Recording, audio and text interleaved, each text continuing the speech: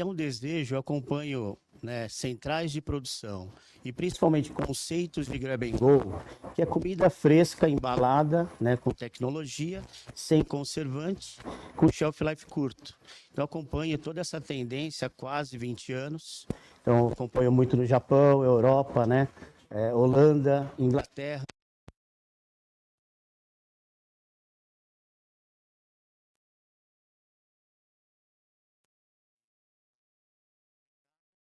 E a gente fala de central de produção já há praticamente 20 anos.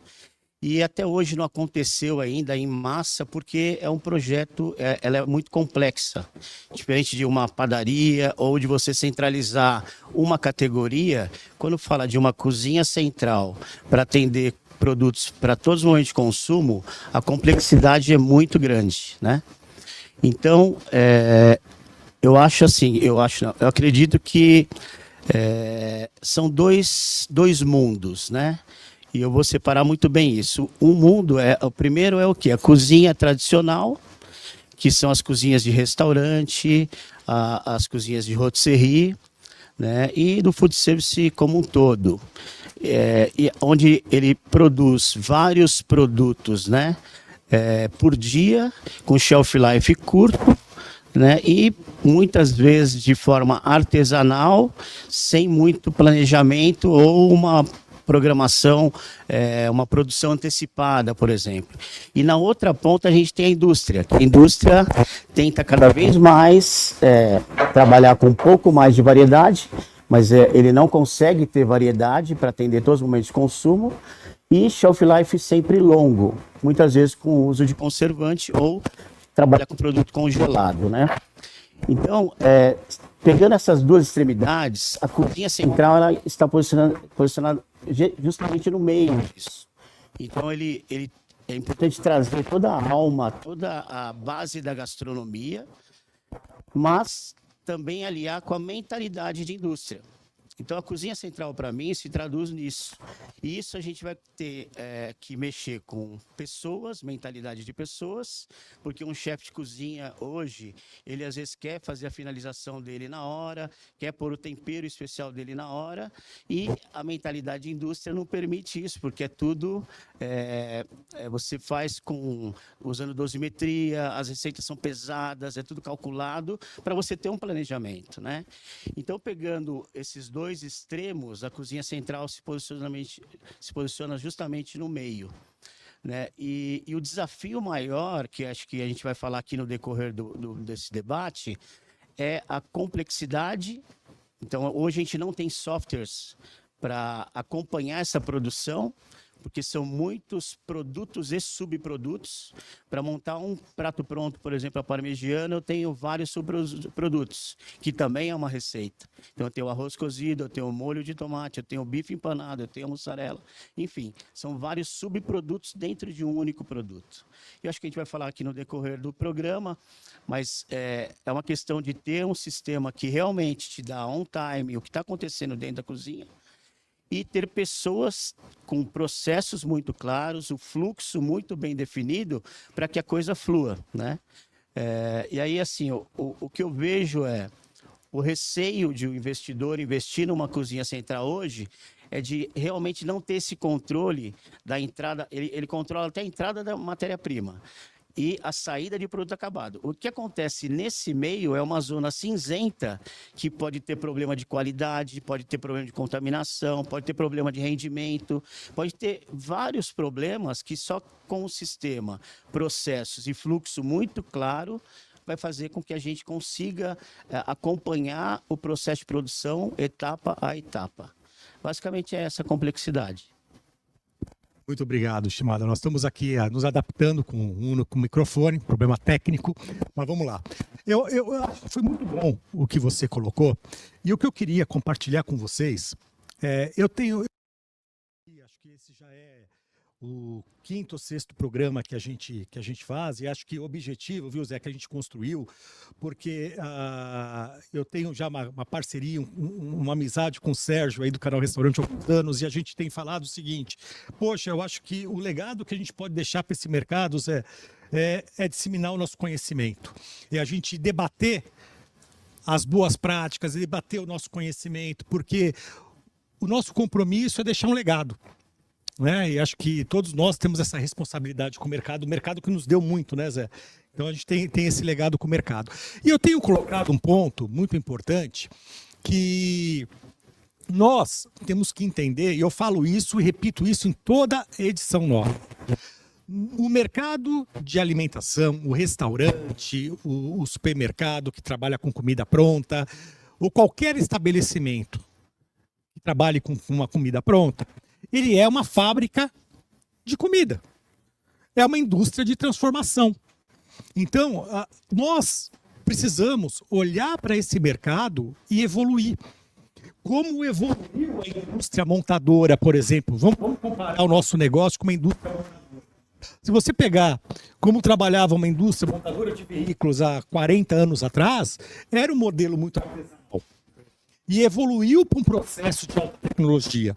E é esse movimento que eu enxergo, que a gente que viaja o mundo percebe que é o movimento que é hoje atual, que é entender o nosso negócio como uma indústria. E aí vem o processo de cozinha central.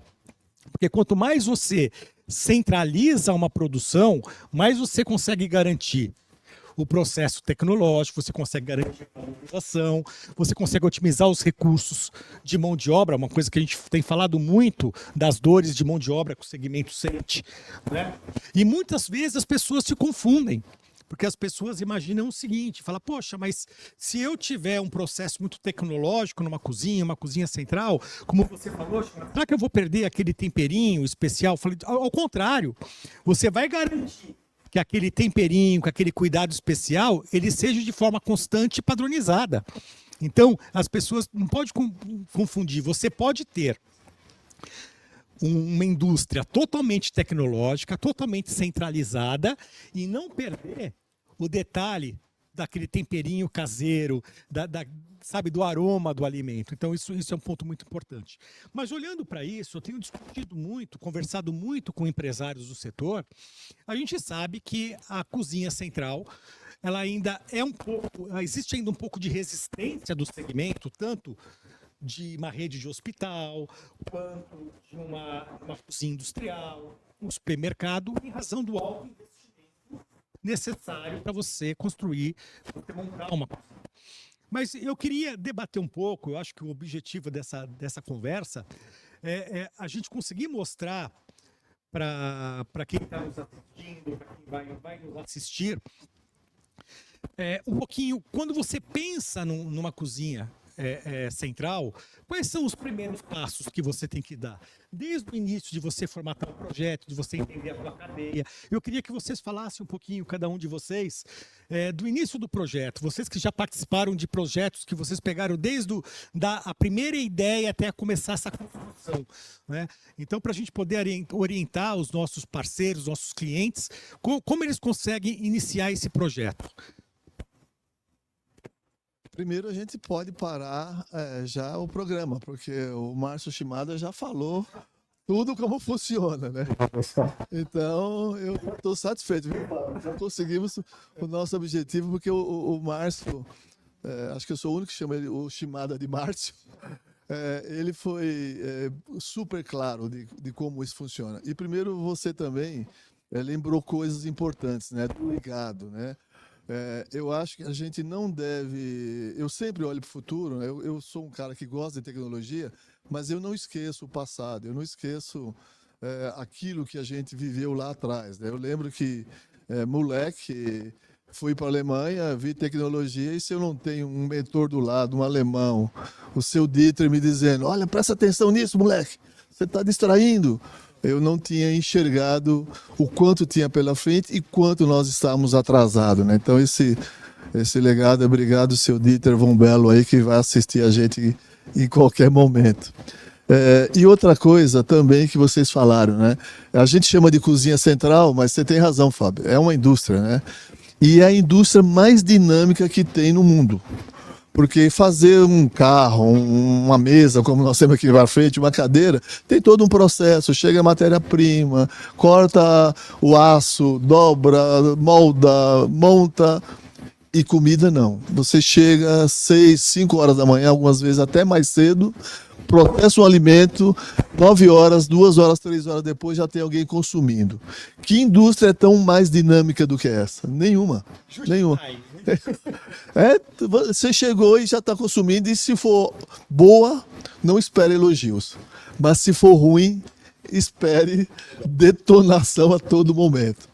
Então, é por isso que a gente tem que se preocupar com ela. E no passado, nós não tínhamos a tecnologia que nós temos hoje. Nós não tínhamos sistema Cook-Chill porque não existia ultracongelador confiável. Um parentezinho, né? Já que nós estamos aí num momento aí falando de viagem espacial, onde a comida vai liofilizada, a maior parte dela, né?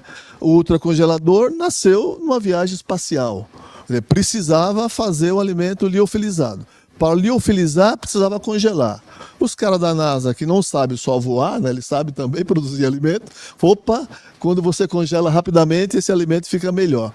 A tecnologia começou a surgir. Não faz muito tempo, nós estamos falando da década de 60, aí, coisa de 50, 60 anos, e evoluindo cada dia mais.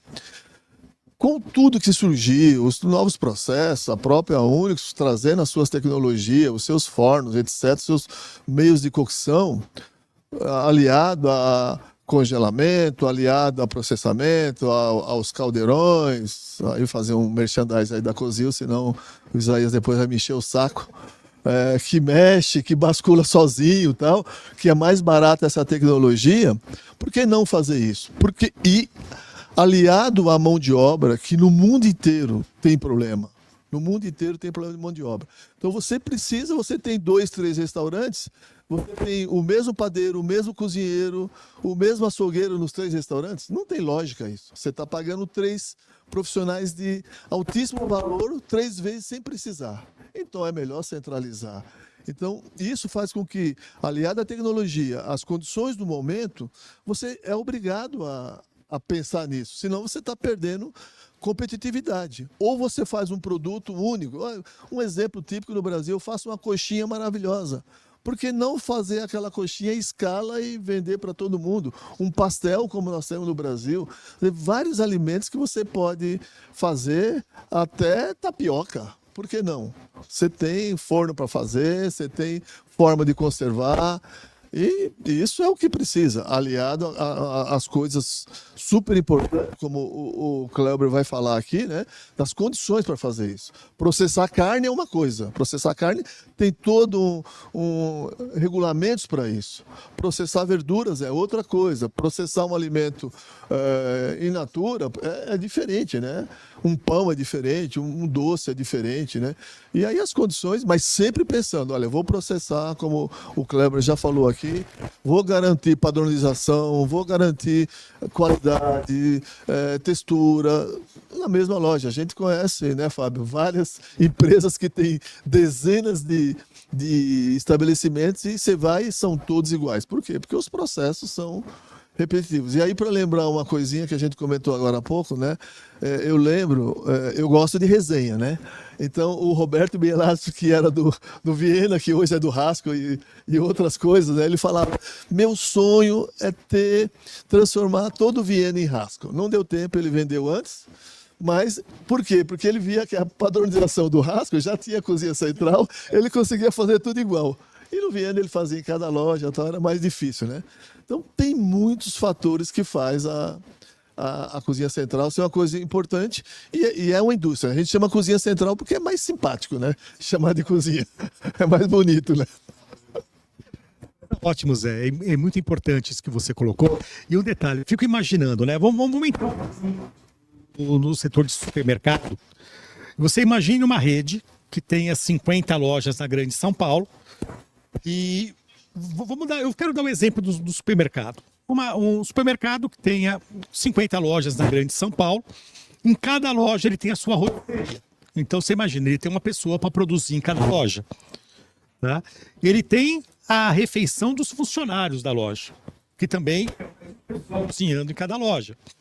Aí ele tem a padaria, uma padaria produzindo em cada loja. Mesmo que ele trabalhe com pão congelado, ele tem alguns outros produtos que ele faz na própria loja. Então, você imagina numa central de produção, a otimização que ele consegue ter.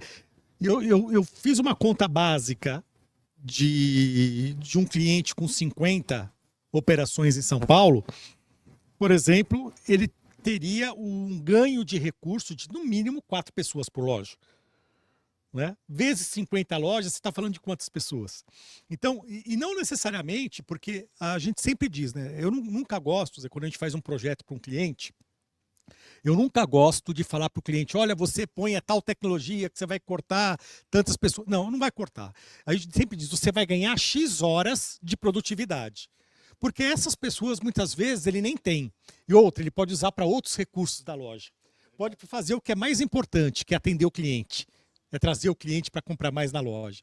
Então, esse é um ponto. Agora, da cozinha central, eu queria entender um pouquinho do Cléuber. Nos aspectos sanitários, regulamentos que se fala, regulatórios, isso, desculpa.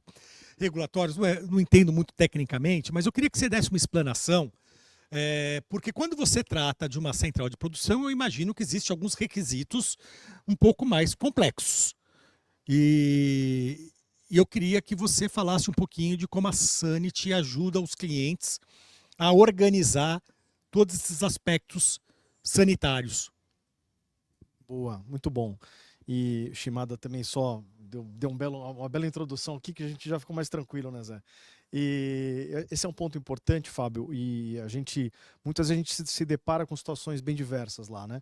Situações em que as pessoas chegam já com planejamento, sabendo exatamente o que vão fazer, o que vão produzir, para quem que vão vender. Toda essa análise prévia é muito importante, porque tudo isso vai depender exatamente como é que você vai configurar a tua operação, né? A tua indústria, né? A tua fábrica ali de preparação de alimentos. Seja ele pratos prontos, sejam ele pratos que você vai fornecer ali com proteínas, combinações diversas, né? Então esse é um ponto que nem todo mundo dedica a devida atenção. Então a gente chega lá com situações que a pessoa, eu vou fabricar só para essa aplicação. Aí no meio do caminho ele quer mudar. Então, se quero mudar depois, acaba complicando questão de fluxo, questão das licenças obrigatórias, né? Então, sempre que a gente fala, a gente tem esse trocadilho lá no escritório, o Daniel, que é meu sócio, o CEO lá desde sempre, a gente sempre usa um exemplo também da cultura japonesa, né? O japonês em si, a cultura é a seguinte, ele fica 80% do tempo planejando e 20% na execução. Então, planeja bem, sabe o que quer e vai lá e executa com muita perfeição. A gente gasta 20% do tempo planejando e 80% executando. Acaba dando problema, você tem erro, tem retrabalho. Então, aqui a gente sempre fala, uma mensagem importante, pensa exatamente o que você vai fazer. Muitas vezes as pessoas não têm essas respostas, né? Por isso que devem procurar também o mercado, entender procurar empresas ou consultores, né? Quem já fez, o que aconteceu. Então esse é um grande aprendizado. O segundo que a gente sempre determina é o seguinte, faça um EVTL. Esse é um legado que eu vou deixar aqui hoje, Zé, Shimada e Fábio, é o EVTL. É o Estudo de Viabilidade Técnico e Legal. Quer dizer, vamos lá, você vai montar onde a tua operação? Tem uma questão de zoneamento, tem uma questão desde contaminação ambiental daquele imóvel, daquele terreno, né? Eu vou locar um imóvel aqui, tem uma pichincha, vou aproveitar. Quer dizer, aprova aí o que você quer fazer, a tua atividade. Então, muitas vezes a gente acaba se perdendo no meio do caminho. Então, a gente faz hoje esse trabalho prévio, que é o estudo de viabilidade, que é super importante. Você ganha, é uma questão de inteligência estratégica até. Você vai saber o que você pode fazer, qual é o potencial. Muitas vezes a gente monta operações de fábrica de alimentos, né, ou centrais de produção, e tem uma questão de impacto de trânsito. A gente nunca pensa nisso, né? Questão de chegada e saída de caminhões das docas, né? Então são informações que são muito importantes. Aí quando você tem todas essas informações, a gente faz o EVTL, né? Então ele fala, legal, Shimada, pode montar a operação aqui que vai aprovar, você vai obter as licenças, não tem nenhum problema. Aí a gente entra de fato nas questões técnicas e regulatórias. Então você vai precisar lá desde uma licença de funcionamento, a licença, né, o alvará sanitário. Em alguns casos, a depender do município, por isso que o Brasil é essa imensidão, né? Então a gente faz uma análise muito específica de cada estado, de cada município, para saber que tipo de licença você precisa para aquela região. Tem uma delas, por exemplo, que é o laudo técnico de avaliação, que a gente chama de LTA. Aqui no município de São Paulo você não precisa, mas qualquer município fora você precisa. Então ele vai avaliar toda a parte toda de planta, fluxo, memorial, quer dizer, tudo isso precisa estar muito bem claro. Questões ambientais que hoje, né, tem um peso muito grande. Então, quer dizer, o que você vai fazer, o teu plano de gerenciamento de resíduos, né? O que você vai produzir, como é que vai ser feito isso. Então tem esse olhar muito profundo hoje para você entender. E depois tem o fluxo normal que a gente vai debater aqui, mas o que você vai produzir, para quem você vai mandar, é B2B, né? Você vai mandar para empresas, né? Ou você vai mandar para o consumidor final. Também tem diferenças com relação aí ao teu enquadramento, a tua questão, inclusive, de rotulagem, né? Então, e aí também tem outro ponto que o Zé sempre aborda também, o Shimada, que é a questão essa minha unidade de produção, essa central. Eu preciso, por exemplo, do CIF, né? Ou do CISP, ou do SIM, que é o Serviço de Inspeção Municipal, Federal, Estadual, né? A questão do mapa. Quando você tem uma cozinha central, uma pergunta. Para uma cozinha central, você necessariamente vai ter que ter CIF? Não necessariamente, vai depender do que você for produzir. Então, eu vou fazer pratos prontos, então aquela refeição você não precisa, você não tem esse enquadramento. Eu vou fazer aqui, eu vou produzir umas bags aqui de 1 kg, 2 kg, 5 kg, de repente de proteína, sei lá, carne, frango, peixe, e eu quero daqui, eu vou mandar para uma outra unidade para eles processarem ali ou eles produzirem ou fracionarem. Aí você precisa. Então vai depender muito do tipo de produto que você vai fabricar e para quem você vai vender. Então essa análise é muito importante. Isso tem que ser feito antes. Porque alguns casos que a gente pega também, acho que vale a ilustração, a gente chega no meio do caminho, alguém já começou o projeto, já tem investimento e tudo, e não pensar em tudo. Aí eles querem colocar a questão do mapa, né, do CIF, mas aquela planta não aprova mais. Quer dizer, ou vai ter que fazer uma baita de uma alteração estrutural, porque você tem um fluxo para Anvisa, né, produtos ali que a gente conhece, né, de produtos de alimento pronto e tudo mais, e produtos para CIF. São duas linhas, né, são dois pensamentos diferentes. Então isso precisa estar muito bem organizado antes de você colocar o primeiro tijolo ou quebrar a primeira pedra ali, né? Obrigado. Você vê, é realmente um tema bastante complexo, né? E hoje, como eu já coloquei, temos aqui conosco a presença de especialistas, e o que eu posso dizer é aqueles que estão nos assistindo e pretendem conhecer um pouco mais do que pode trazer para vocês uma cozinha central, que pode trazer de ganho, produtividade e padronização para a tua operação, vocês podem aí, depois no final aqui nós vamos colocar o contato do José Carlos, o contato do Cléber, o contato do Shimada, vocês vão poder conversar com eles e pedir uma visita, e eles vão poder com certeza ajudá-los a desenvolver esse projeto com vocês. Eu quero, antes de passar aqui para o Shimada e fazer uma pergunta para o Shimada, eu quero só agradecer aqui algumas participações.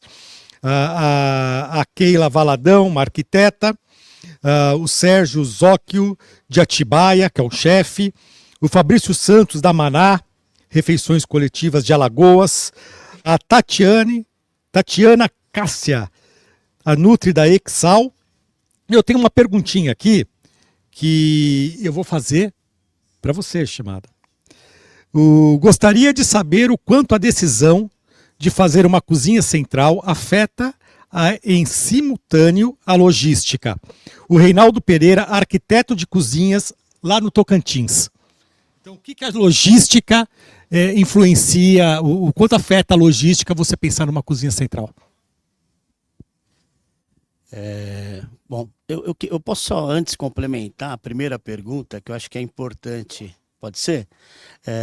Acho que complementando a primeira pergunta, que é qual que é o pontapé inicial, qual que é o primeiro passo para você decidir se é viável ou não montar uma cozinha central.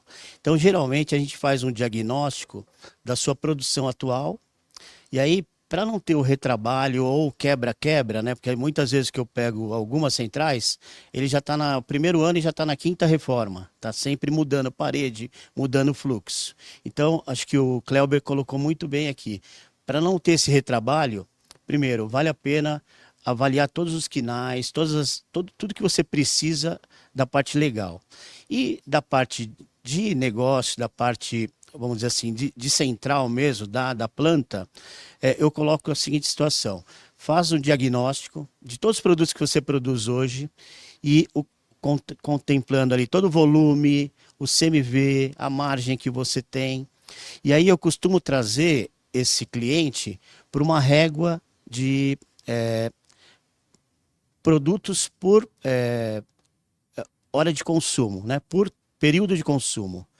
E também por tendência. Então, por exemplo, eu coloco os produtos que ele produz hoje e falo, olha, você não está trabalhando nessa categoria, não está prevendo essa, você não está trabalhando com, por exemplo, salada de grão, você não está trabalhando com monoporção de X produto. Então, a gente faz um complemento de todas as categorias possíveis que ele pode vir a trabalhar. E eu coloco isso num horizonte que a gente chama esse horizonte de 5 anos ou até de 10 anos, para realmente criar um pipeline de inovação. Porque a cozinha central, ela não é só uma cozinha com a mentalidade de centralizar a sua produção atual.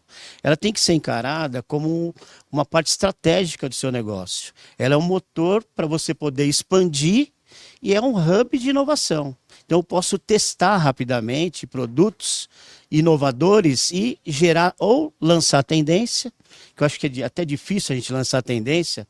Eu viajo bastante e acompanho muito, né? E a gente vê que sempre tem produtos novos, né? Então, o ano passado eu visitei a maior fábrica de comida pronta fresca do Reino Unido. Chama Bacavor. Eles têm 2.000 produtos em linha com shelf life de 6 dias. Isso é insano pensar no Brasil. Mas assim, eles atendem as redes de marca própria para o Mark Spencer, que são redes de supermercados na Inglaterra, para o Sainsbury, Tesco, e eles lançaram, o ano passado, 740 novos produtos de lançamento. Como que eles conseguem lançar tanto produto? Eles têm uma equipe de chefes, que é onde deixa o toque artesanal e o temperinho. Então, eles não perderam a questão da gastronomia, eles têm equipe de chefes testando produtos do mundo inteiro. E acertando esse produto, para depois colocar ele no modelo de fábrica. Né? Então, eu tive, né, o prazer de conhecer essa fábrica e a gente acompanhando tudo isso, né, a gente vai perdendo o medo de investir, porque a gente não está reinventando a roda. Então, eu digo, o primeiro passo é, faz um diagnóstico dos seus produtos, coloca numa régua de produtos por momento de consumo. Né? E depois você olha esse pipeline de tudo que já existe no mundo, que estão lançando ou que é uma tendência. Né? E aí você fala, eu gostaria de fazer isso. Em cima disso, você desenha a sua planta com a capacidade e espaço para futuros produtos. Então, aí você tem a chance de errar menos em 5 anos. Só queria fazer esse complemento. Né? Respondendo a pergunta eu esqueci o nome dele, é um arquiteto, né? Sobre a questão logística. Quando você centraliza o produto, por exemplo, eu visitei uma fábrica no Japão que atende a rede de 7-Eleven. Tem 1.000 lojas em Tóquio. No Japão, eles já usam inteligência artificial, né? O sistema deles é da NEC. A NEC foi muito conhecida pela lista negra dos aeroportos. Então, ela começou a usar reconhecimento facial por uma causa, vamos dizer, negativa.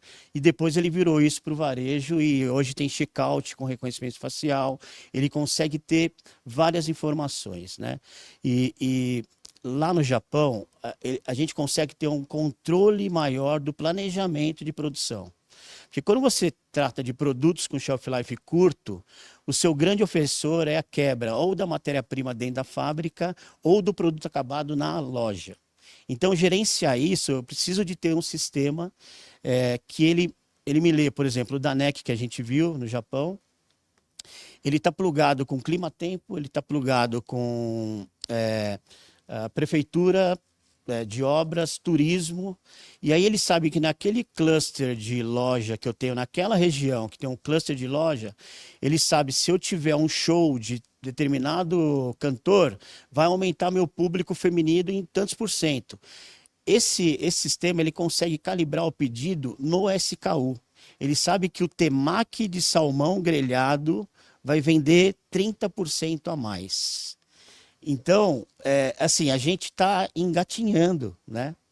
E aí eu falando de logística, eles têm todo um sistema de abastecimento que não tem conferência. Até foi coincidência, eu recebi essas etiquetas, até mostrei para o Zé Carlos, as etiquetas dos Estados Unidos, mas já tem no Brasil. Ela é muito usada para indústria farmacêutica. Mas quando eu fui, acho que em 2000 e, não lembro agora, 17, eu vi essas etiquetas, elas são etiquetas de temperatura. E aí o que acontece? O grande ofensor de toda a logística é a quebra da cadeia fria. O congelado sente menos, mas o resfriado a 6 graus, limite de 8, qualquer quebra de temperatura, de cadeia fria, você tem um problema no produto que você não vai conseguir identificar na hora. A massa com molho bechamel, ela não vai ali estufar na hora e azedar na hora. O seu cliente que vai sofrer com isso.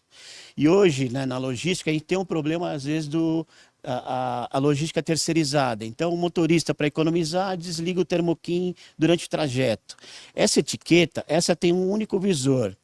Mas as de uso mais comum são 3 visores, são 3 bolinhas.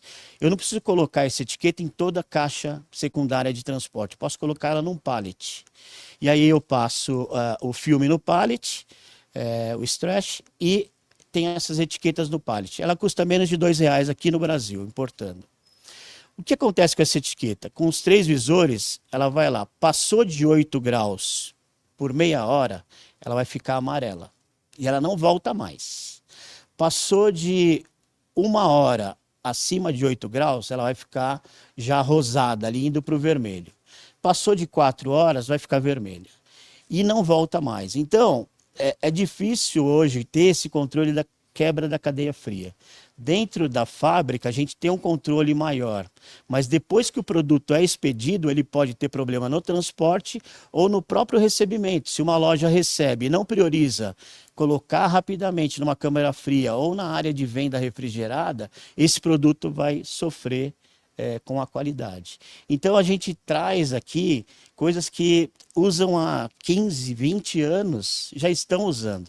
Então falar de comida pronta no Brasil, a gente ainda é uma criança. A gente estava falando esses dias da Rotisserie Bolonha, né? Fez 100 anos talvez, né, Zé? Primeira rotisserie do Brasil, praticamente na década de 70. Na década de 50, o Japão já vendia o bentô, que é a marmita, na estação de trem. Então, 20 anos atrás, a nossa experiência com a comida pronta, ela veio, né, as que eu tive da minha época, muito industrializado, com a feijoada enlatada, com aquele bife, que eu não esqueci o nome dele, é um enlatado, um apresuntado. Então, a nossa experiência foi muito ruim. Depois vieram os congelados, né, industrializados. Tem muito sódio, tem conservante, congelado. Ele não traz a praticidade de uma comida fresca. Então, como entregar frescor, né?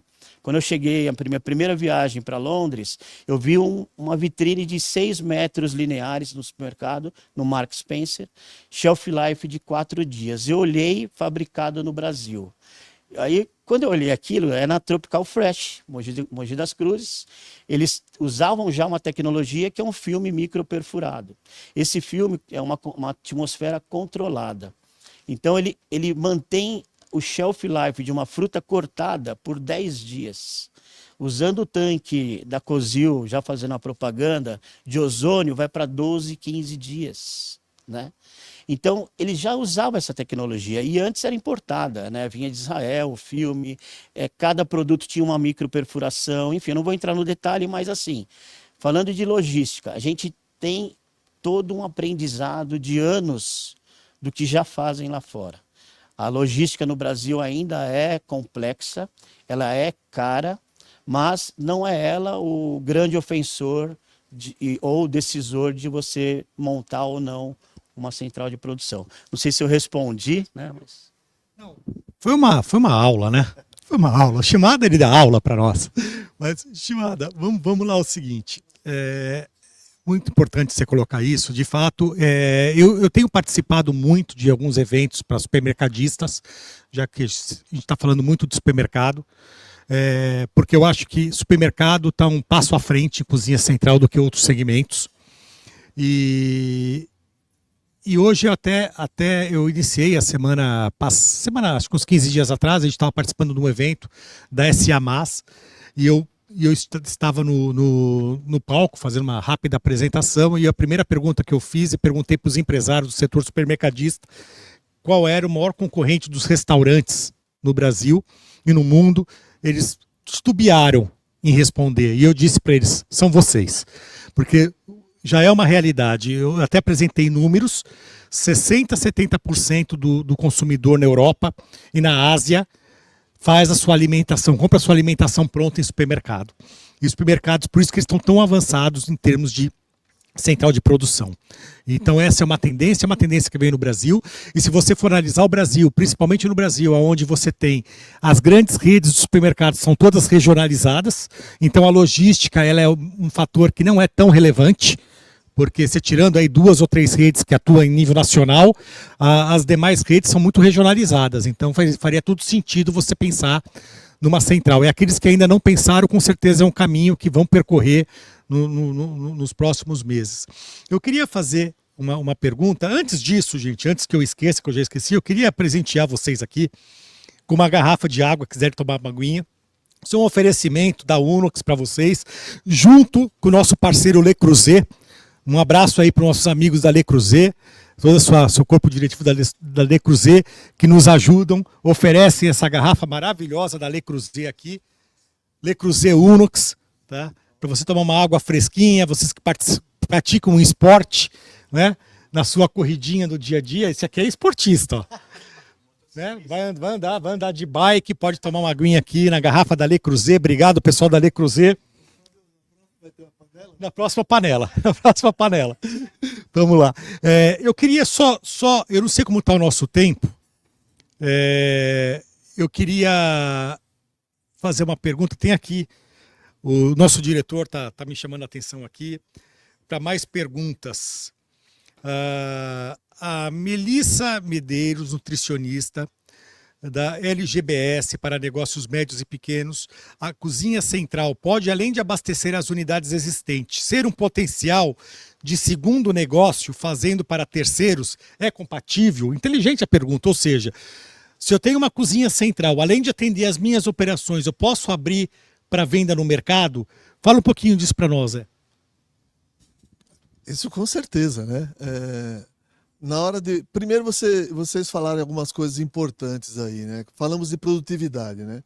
No passado, era muito comum, hoje no Brasil a situação está mudando um pouquinho.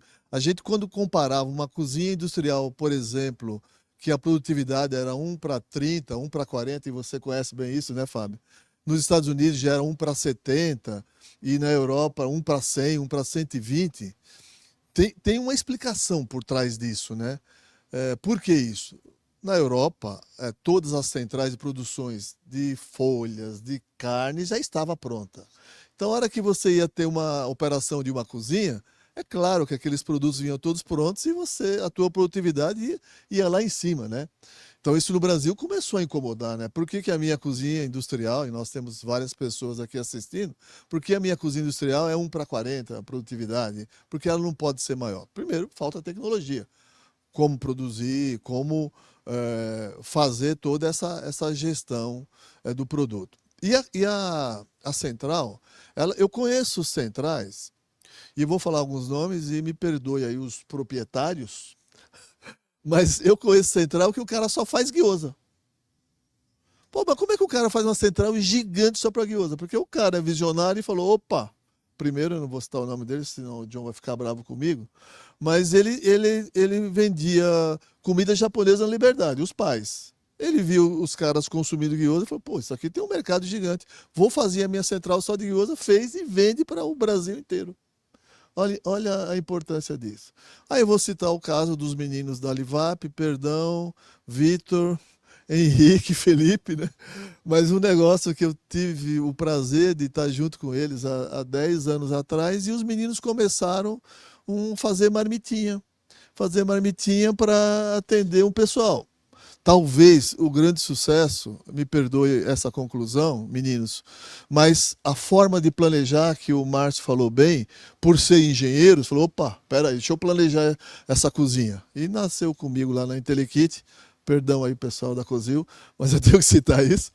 E aí os meninos fizeram uma central para começar a marmitinha, e hoje vende milhares de marmitas congeladas no Brasil inteiro, de norte a sul, e inovando, e centralizando, e fazendo cada vez maior as coisas. E começaram com 2 equipamentozinhos alugados, né? Então isso mostra que isso como cresce. E a central não é você que escolhe o que você vai fazer. Você pode, é um supermercado, e a gente sabe disso, né, Márcio? Ele pode, e o Márcio faz muitos projetos disso, Márcio Shimada, para ficar mais fácil, faz muitos projetos disso. Ok, vou atender a minha rede, você falou bem, Fábio, ela é regional, mas ela tem capacidade de produzir muito mais. Por que eu não vendo o excedente? Eu posso vender o excedente. Posso vender excedente de pão, posso vender de doce, posso fazer de várias maneiras. Para citar um caso bem simples, 2 semanas atrás eu tive oportunidade lá na Cozil de encontrar uma menina que fazia bolinhos para 3 lojas que ela tinha. Posso até citar o nome dela, Dan Doces se chama. E ela fazia para as 3 lojas dela. Ela descobriu que, além de fazer para as lojas dela, ela pode vender esse bolo gelado para quem quiser, para cozinha industrial, para supermercado. Então, e aí ela está preparando a central dela para atender as lojas dela e atender outras empresas. Isso eu falo de doce, falo de pão, mas isso vale para carnes. A gente conhece central de carnes que faz para vender para supermercado. Visitamos há pouco tempo, né, Márcio? Uma tecnologia que eu nem sabia que tinha no Brasil, e o cara pasteuriza, esteriliza alimento e vende para o Brasil inteiro, com shelf life tremendo. E ele vende para o negócio dele, que é vender para o supermercado diretamente, e vende para outras marcas que queira, ou para produtos para terceiros. Então, isso tranquilamente você pode fazer. Como nós falamos aqui antes, você tem que dimensionar. Ela não pode sair feita de qualquer jeito. Vou fazer uma central e seja o que Deus quiser. Não.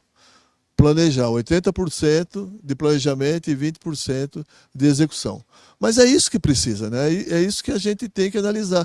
Eu diria que hoje isso vale para qualquer tipo de alimento, para qualquer produto que você pensar, ele pode ser centralizado. Você só tem que ver o nicho que você quer atender, a logística é importante. Hoje nós temos as nossas empresas de logísticas, eu posso até citar aí a Super Frio lá do nosso amigo Vassemon, né? O Rodrigo Vassemon, ele é o diretor dessa rede gigante de logística, e ele tem CDs no Brasil inteiro. Então, hoje qualquer empresa pequena ou grande pode utilizar de uma logística de terceiro, não precisa ser a sua logística. Vou ter meus caminhões. Não, não. Graças a Deus o Brasil está evoluindo, estamos atrasados ainda. Você me citou, né, Márcia, aquela validade lá no Japão de quantas horas? 2 horas? 3. Sanduíche com gema de ovo em 3 horas. Como é que você... 3 vezes ao dia, né? Nós vamos chegar nisso, porque, como eu disse, a evolução, a inovação não é privilégio, não é eu querer usar ou não. Infelizmente, ou felizmente, ela vem, nos abraça e a gente é obrigado a aceitar.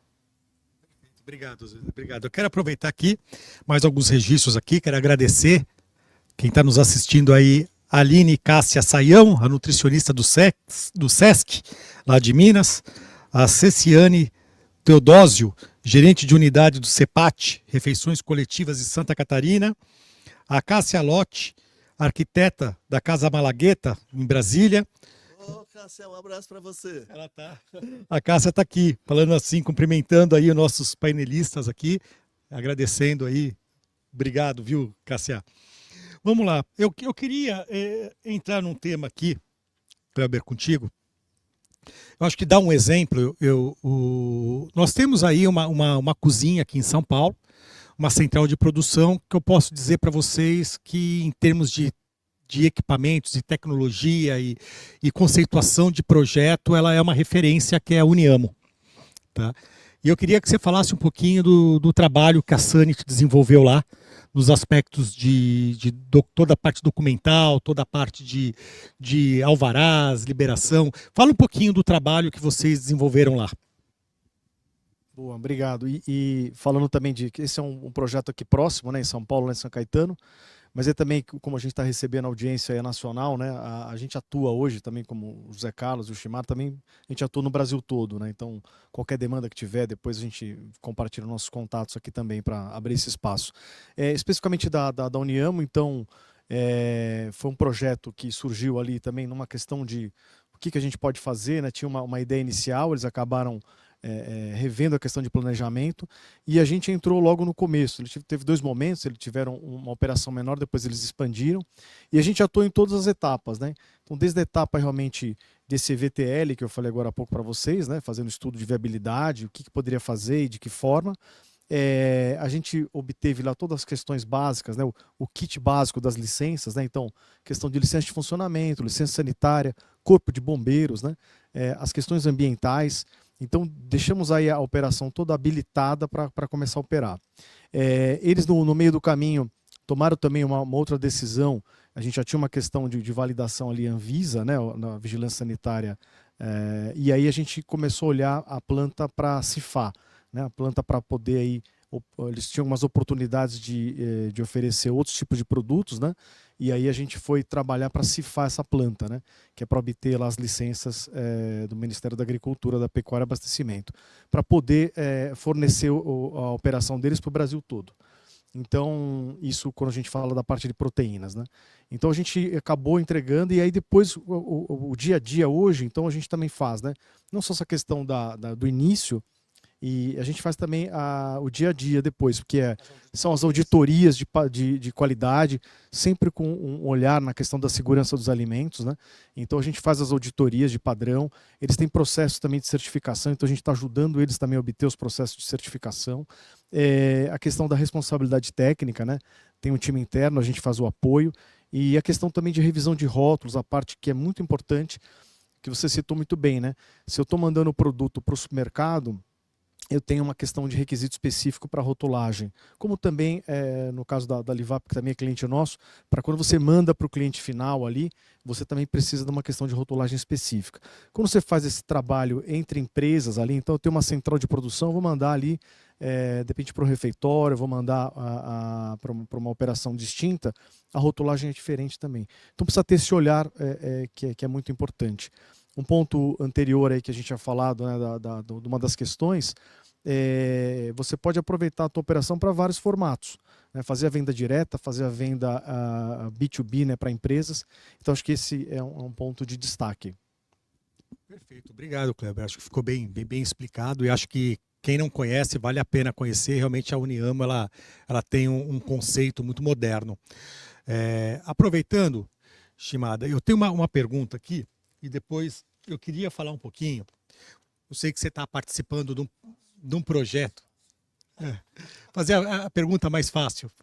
Vamos lá. Essa aqui é mais fácil, Shimada. Na verdade, assim, do ponto de vista de equipamentos, tecnologia, como você já tem alguns processos implantados e está fazendo um grande projeto agora, que já está na fase final de implantação, eu queria que você me falasse um pouquinho... quando a gente fala de tecnologia, o que você pensa em termos de equipamentos? Depois de você falar, eu quero que o Zé também comente, porque eu tive a felicidade de fazer um projeto maravilhoso com o Zé o ano passado, que foi o projeto da maior fábrica de celulose do mundo, que nós fizemos uma parceria Unox-Cozil. Nós fizemos, para vocês terem uma ideia, nós fizemos o maior projeto de uma cozinha central no Brasil. Porque é uma fábrica, que é a maior fábrica de celulose do mundo, cerca de 25 mil refeições por dia. 100% da operação Cozil Unox. Então, para nós foram 40 fornos de piso, 40 fornos grandes, e a Cozil fez toda a parte inteligente da cozinha. Então, todo o aço, toda a cozinha completa. E foi um trabalho muito legal, porque foi um trabalho de sintonia muito grande entre Unox e Cozil, né, de não só na implantação, na instalação dos equipamentos, no treinamento dos times, né? Nós deixamos uma equipe à disposição do cliente durante 60 dias, temos todo um trabalho de preventiva que a gente faz com o cliente, em parceria com a Cozil. Então é um case de sucesso que a gente teve a felicidade de fazer junto com o Zé da Cozil, e que tem trazido aí é um benchmark para nós hoje no mercado. Mas me fala um pouquinho, Shimada, das tecnologias, porque muito se fala de tecnologia forno combinado. Forno combinado já é algo que começou com o Zé há 30 anos atrás. 30 anos, Zé? Um pouquinho mais. Um pouquinho mais. Começou com o Zé, que trouxe os primeiros fornos combinados inteligentes para o Brasil, e hoje já está mais disseminado. A gente sabe ainda que é um mercado que tem muito a crescer. Eu sempre brinco, né, Zé? A gente vai para a Europa, e qualquer supermercado que você entre, qualquer cozinha que você entre, o cara tem meia dúzia de fornos. Aqui ainda nós temos uma taxa de juros muito alta, ainda o investimento para o empresário ainda é um pouco difícil, mas tem muito espaço para crescer, né?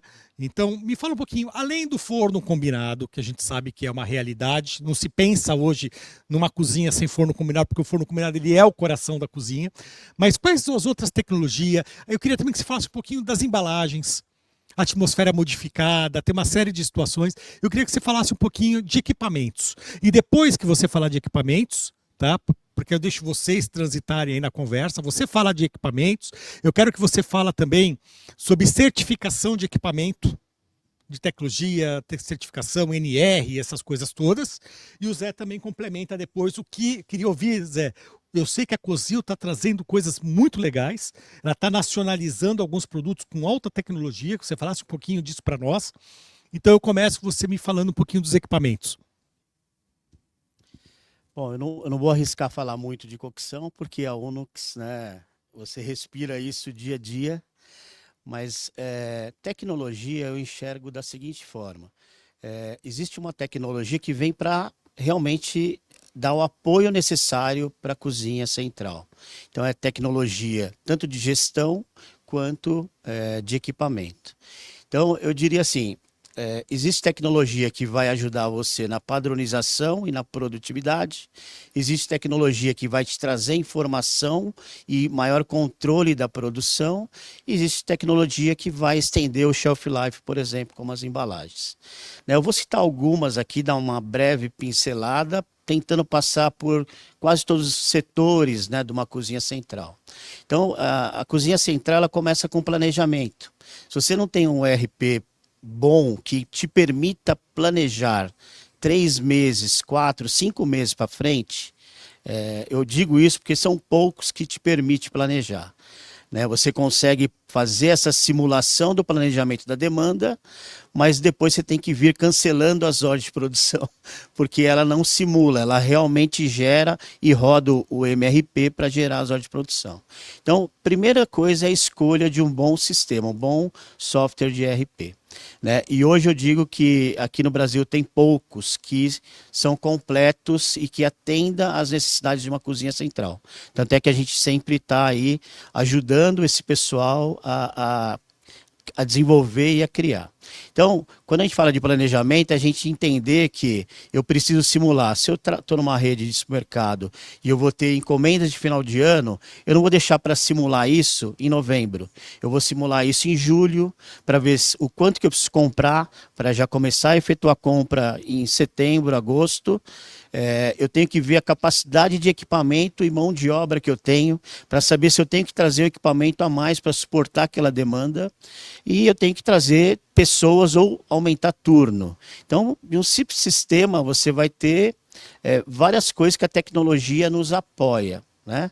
Então, entrando, vamos dizer que eu planejei um pedido, rodei o MRP, vai gerar as ordens de produção. Então, ele primeiro vai, o quê? Ele vai ler os estoques. Eu gerei um pedido de tantos produtos, tantas toneladas, por exemplo, essa cozinha que eu estou fazendo, ela tem já estimado iniciar com 25 toneladas dia de produção. Isso corresponde a 50 pratos prontos, 50 mil pratos prontos por dia. Né? E ela tem a capacidade dessa por turno, então eu posso triplicar isso daí, né? Só que aí eu pegando esse sistema, eu vou ter, ele vai o quê? Ler os meus estoques. Eu tenho produto pronto, acabado? Não.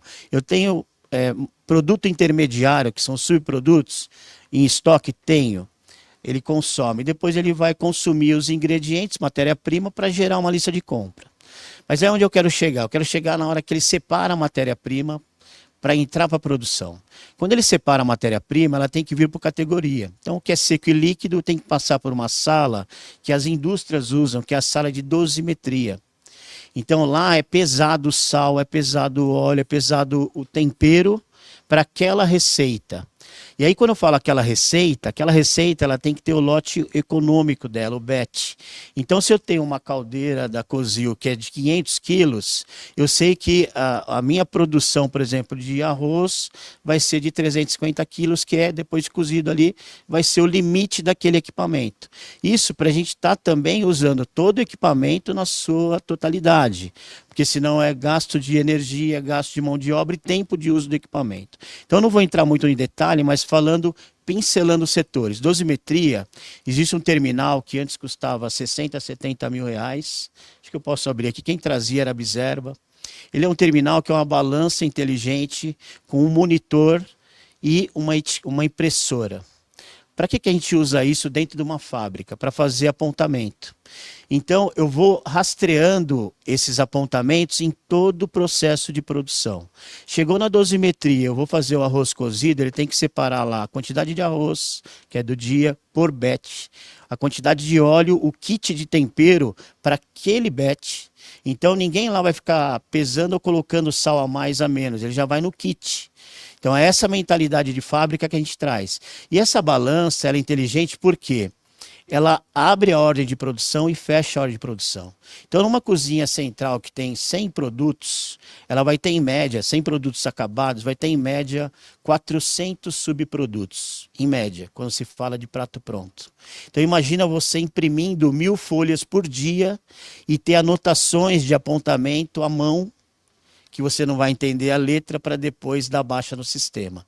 Então, esse terminal que custava 70 mil, hoje a gente consegue por 20 mil. Então, é uma tecnologia de um hardware e um software que você acopla no seu software de RP e que ele vai apontar ordem de produção por produção. Então, por exemplo, se eu estou ali, depois da dosimetria, eu tenho as salas de pré-preparo, onde é tudo separado.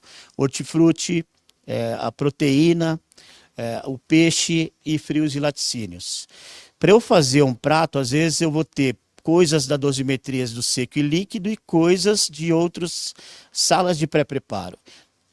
Nessas salas eu também vou ter o quê? Tecnologia que além do apontamento que eu tenho que fazer, e isso on time de preferência, que aí você vai ter sempre o seu CMV projetado e o realizado. Porque, por exemplo, o meu comercial negociou um alcatra que o rendimento padrão dele, ele perde na limpeza 10%. Só que aí ele comprou uma outra remessa do mesmo fornecedor que veio mais suja. E ele vai perder 15%.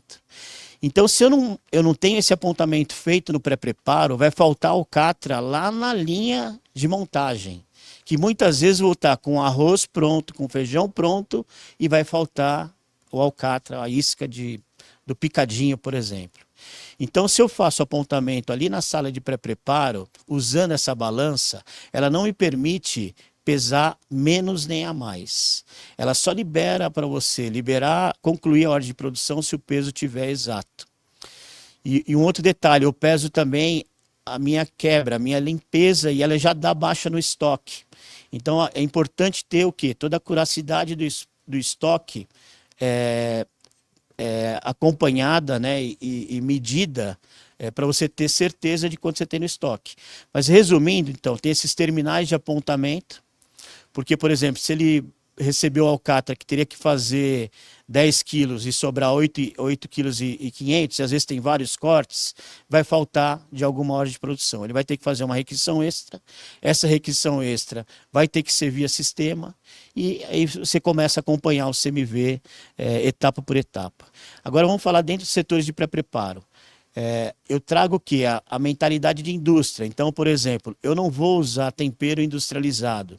A maioria das cozinhas que a gente monta, elas querem comida de verdade. Então, elas querem tempero natural, ervas naturais. A gente tem que estender o shelf life no refrigerado. Eu não preciso estender 2, 3 meses. Eu posso estender 15 dias, 20 dias. Então, eu tenho equipamentos que ajudam no rendimento. Por exemplo, no setor de açougue, eu posso usar um tumbler. Um tumbler é um massageador da carne ou da proteína. O que esse tumbler faz? E a indústria de frigorífico usa o tumbler. Só que ela usa colocando temperos prontos, né? E muito conservante, corante, né? Justamente para você ganhar cor e ganhar rendimento. Esse massageador, que é o tumbler, que é um equipamento compacto, não precisa ser equipamento grande, você vai colocar lá 1 quilo de, por exemplo, eu digo 1 quilo, mas o mínimo são 50 quilos. 1 quilo de frango. Esse 1 quilo de frango, depois que passou pelo forno combinado, temperou e passou pelo forno combinado, ele vai perder na cocção 30, 35%. Então, você, de 1 quilo vai ter lá 600, 700 gramas no máximo. Quando você passa pelo tumbler e usando a marinada, que é a base da gastronomia, então usa ervas frescas, azeite, enfim, você vai ter, além da massagem, um vácuo. Então, são ciclos de vácuo. E esse vácuo, ele rompe a fibra da carne e ele acaba temperando a carne como um todo e trazendo o quê? Maciez, rendimento e shelf life. Então, um tumbler, por exemplo, quando eu passo 1 quilo de frango no tumbler, ele sai com 1,2 kg. Quando eu faço a cocção, eu quase que ganho todo o rendimento da cocção. Então, é isso, é com essas pequenas ações, trazendo tecnologia, que às vezes é da indústria, no equipamento mais compacto, que a gente vai ter no quê? Melhor rendimento, melhor maciez, né? Melhor qualidade no produto final. Parte de FLV, né, os processados, a gente tem tanque de ozônio, tem vários processadores com cortes que hoje muitas vezes é feito manual e que faz em questão de minutos, lotes grandes de cortes e cortes muito padronizados. Então aqui a gente tem equipamentos da Robocup, da NHS, tem várias empresas que fornecem esses equipamentos. Falando um pouquinho lá da parte de cocção, né? Além dos fornos combinados, a gente tem também as caldeiras, o Aivário, o Aimuti, são frigideiras inteligentes, mas a gente tem alguns equipamentos que já faz quase que uma pasteurização no produto sem deixar nenhum resíduo de sabor. Então, por exemplo, tudo que eu faço em caldeira de 500 litros ou mais, eu passo ele, por exemplo, toda a linha de líquido e pastoso, que eu vou fazer numa caldeira, então eu estou lá fazendo um molho, 2 toneladas de molho de tomate. Então, estou com 4 caldeiras de 500 litros. Ela acabou de ficar pronta, eu uso bomba. Antes só tinha bomba canadense, por exemplo, como a Unifiller. Hoje a gente já tem bombas nacionais muito boas. Então, eu crio um pulmão de 600 litros, de 1.000 litros, para essa linha de produção de líquido e pastoso. Então, eu posso passar desde uma sopa, um minestrone com pequenas partículas, um picadinho, um estrogonofe, todo tipo de molho que eu faço na caldeira, eu já tiro ele com uma bomba, então não tem o risco do operador se queimar basculando isso, e também levo tudo isso para um tanque pulmão. E esse tanque pulmão eu vou passar numa envasadora. Hoje tem várias, tem da Cryovac, tem da Solofiller, é uma envasadora vertical que ela invasa quente, ela invasa mais de 90 graus. Então, quando eu tiro de lá, passo para o tanque, eu fico monitorando a temperatura. Saiu com 95 graus e vai entrar lá para esse equipamento que invasa ela verticalmente em bags de 2, 5, 10 litros, a quente, e cai num tanque frio. E depois eu já levo isso para um inox para congelar ou para resfriar. A gente consegue estender o shelf life de um molho de tomate, por exemplo, natural, de 8 a 10 dias para 30, 40 dias. Com essa simples, né, esse simples processo de envasar quente e dar um choque térmico. Um outro equipamento que eu acho que é muito interessante, sous vide dentro da cozinha. O sous vide, além de você ter essa cocção, muitas vezes cocção noturna, a gente já sabe, né, que é a cocção lenta com baixa temperatura, a gente também estende shelf life. Eu tenho casos de legumes, por exemplo, a gente faz bags de 1 quilo, 2 quilos de legumes, já marinadinho ali, com tempero, faz no sous vide, eu consigo estender esse shelf life para 10, 15, 20 dias. Então, eu trabalho muito com tecnologia para trabalhar com um alimento mais refrigerado e mais fresco possível. O que eu ganho de produtividade dentro de uma cozinha central? Existem vários modelos de cozinha central. Existe a congelada, como a LiveUp, existe uma que só faz subprodutos, né? Então, principalmente lá fora, e já está acontecendo no Brasil, é pegar um produtor rural que planta batata, que ele monta uma cozinha industrial dentro do sítio e vai fazer purê de batata, e vai fazer subprodutos à base de batata para vender subprodutos para uma cozinha de montagem. Eu visitei uma cozinha de montagem que ele só fazia arroz e fritura. Ele recebia toda a parte de ovo de uma granja que vinha ovo frito, ovo pochê, omelete, ovo cozido para sanduíche, tudo pronto. E essa produção muitas vezes era feita na madrugada, a fábrica recebia no mesmo dia e montava sanduíche, montava salada. Mas não fugindo aqui da tecnologia, eu tenho, além do sous vide, né, na cocção, eu tenho vários outros equipamentos. Mas eu iria agora para a parte que eu acho que é a parte crucial, né, para quem quer trabalhar com produto embalado fresco, que é realmente a atmosfera modificada, é ter linhas de produção em esteira, né?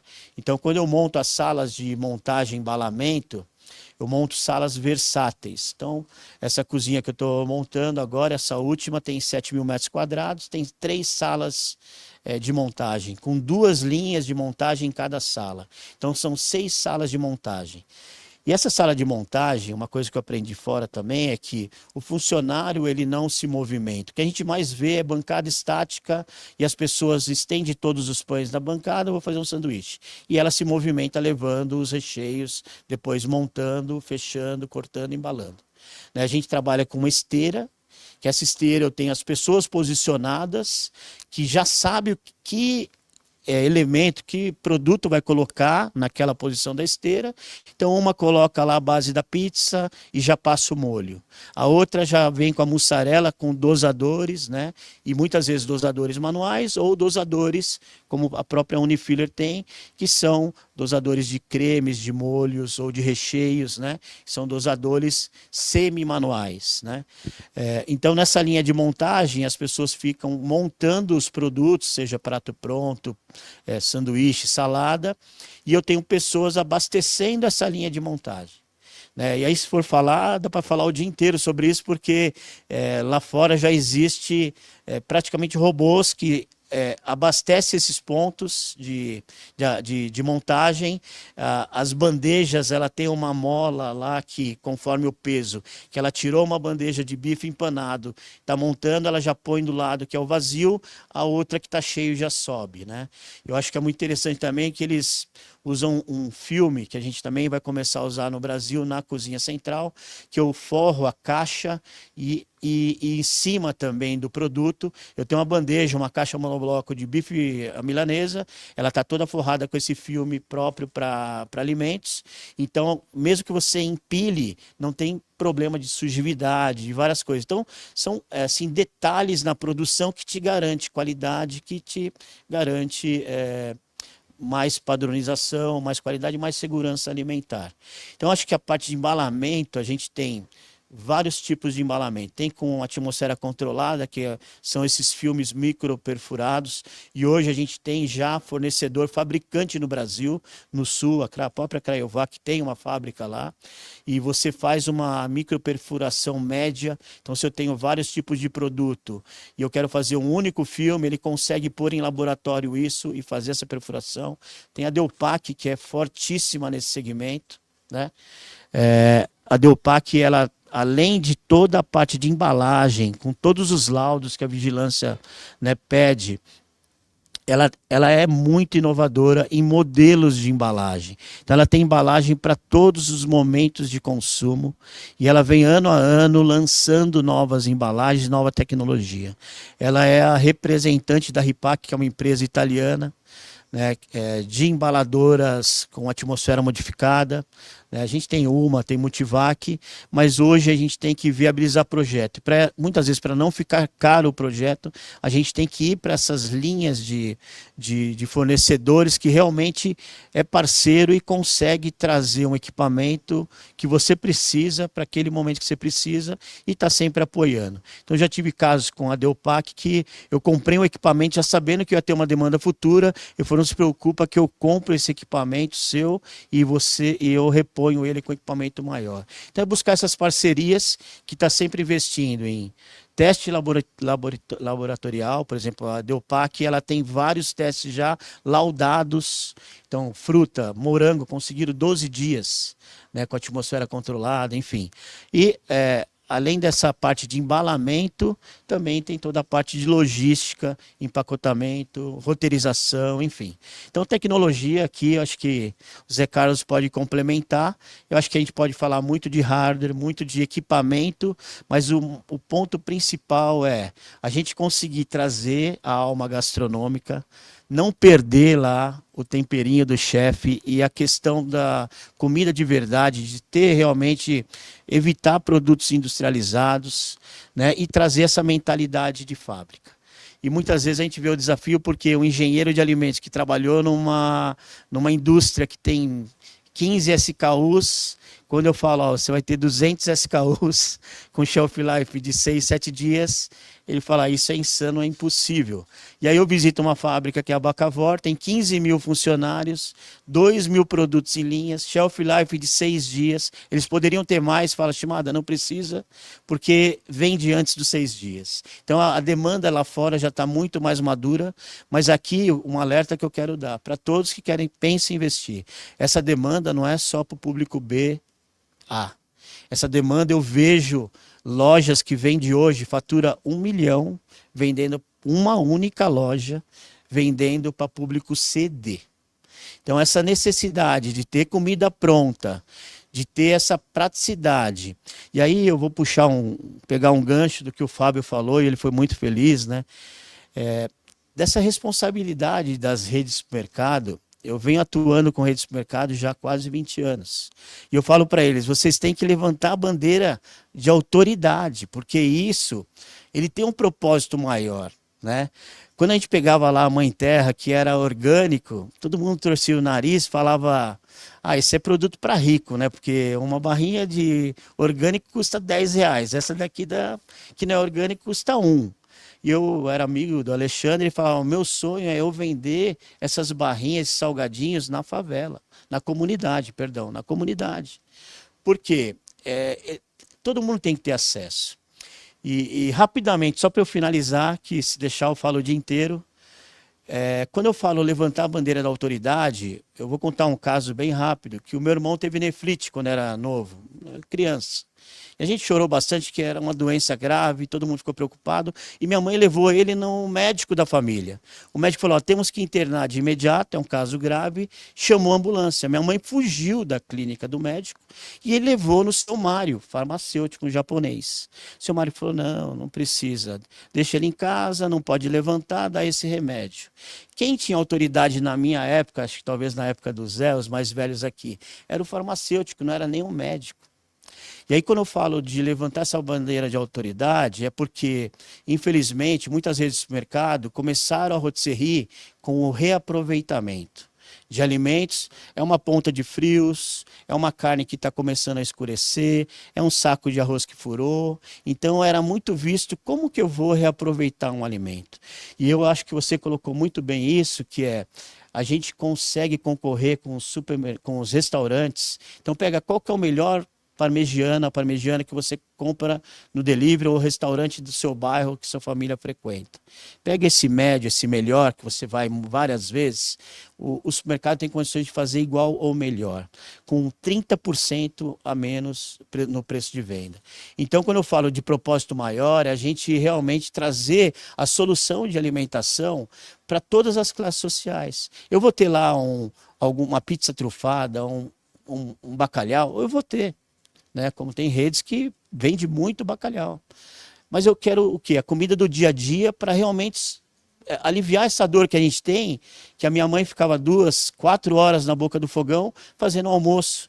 Hoje, a gente tem que resolver, eu cozinho em casa também em 15, 20 minutos. Então aqui a gente está falando de comida pronta. Lá fora, eles têm uma categoria que chama Easy to Cook. Eles têm já o salmão marinado com aspargos ali na mesma embalagem, numa embalagem de alumínio, que eu chego em casa e ponho no forno e está pronto em 5 minutos. Eu tenho uma linha wok, que são legumes vegetais todos cortados, com molho natural, com carne natural, que eu faço um wok ali em 10 minutos. Né? Então, trazer essa praticidade para todos os momentos de consumo. Acho que desculpa ter estendido.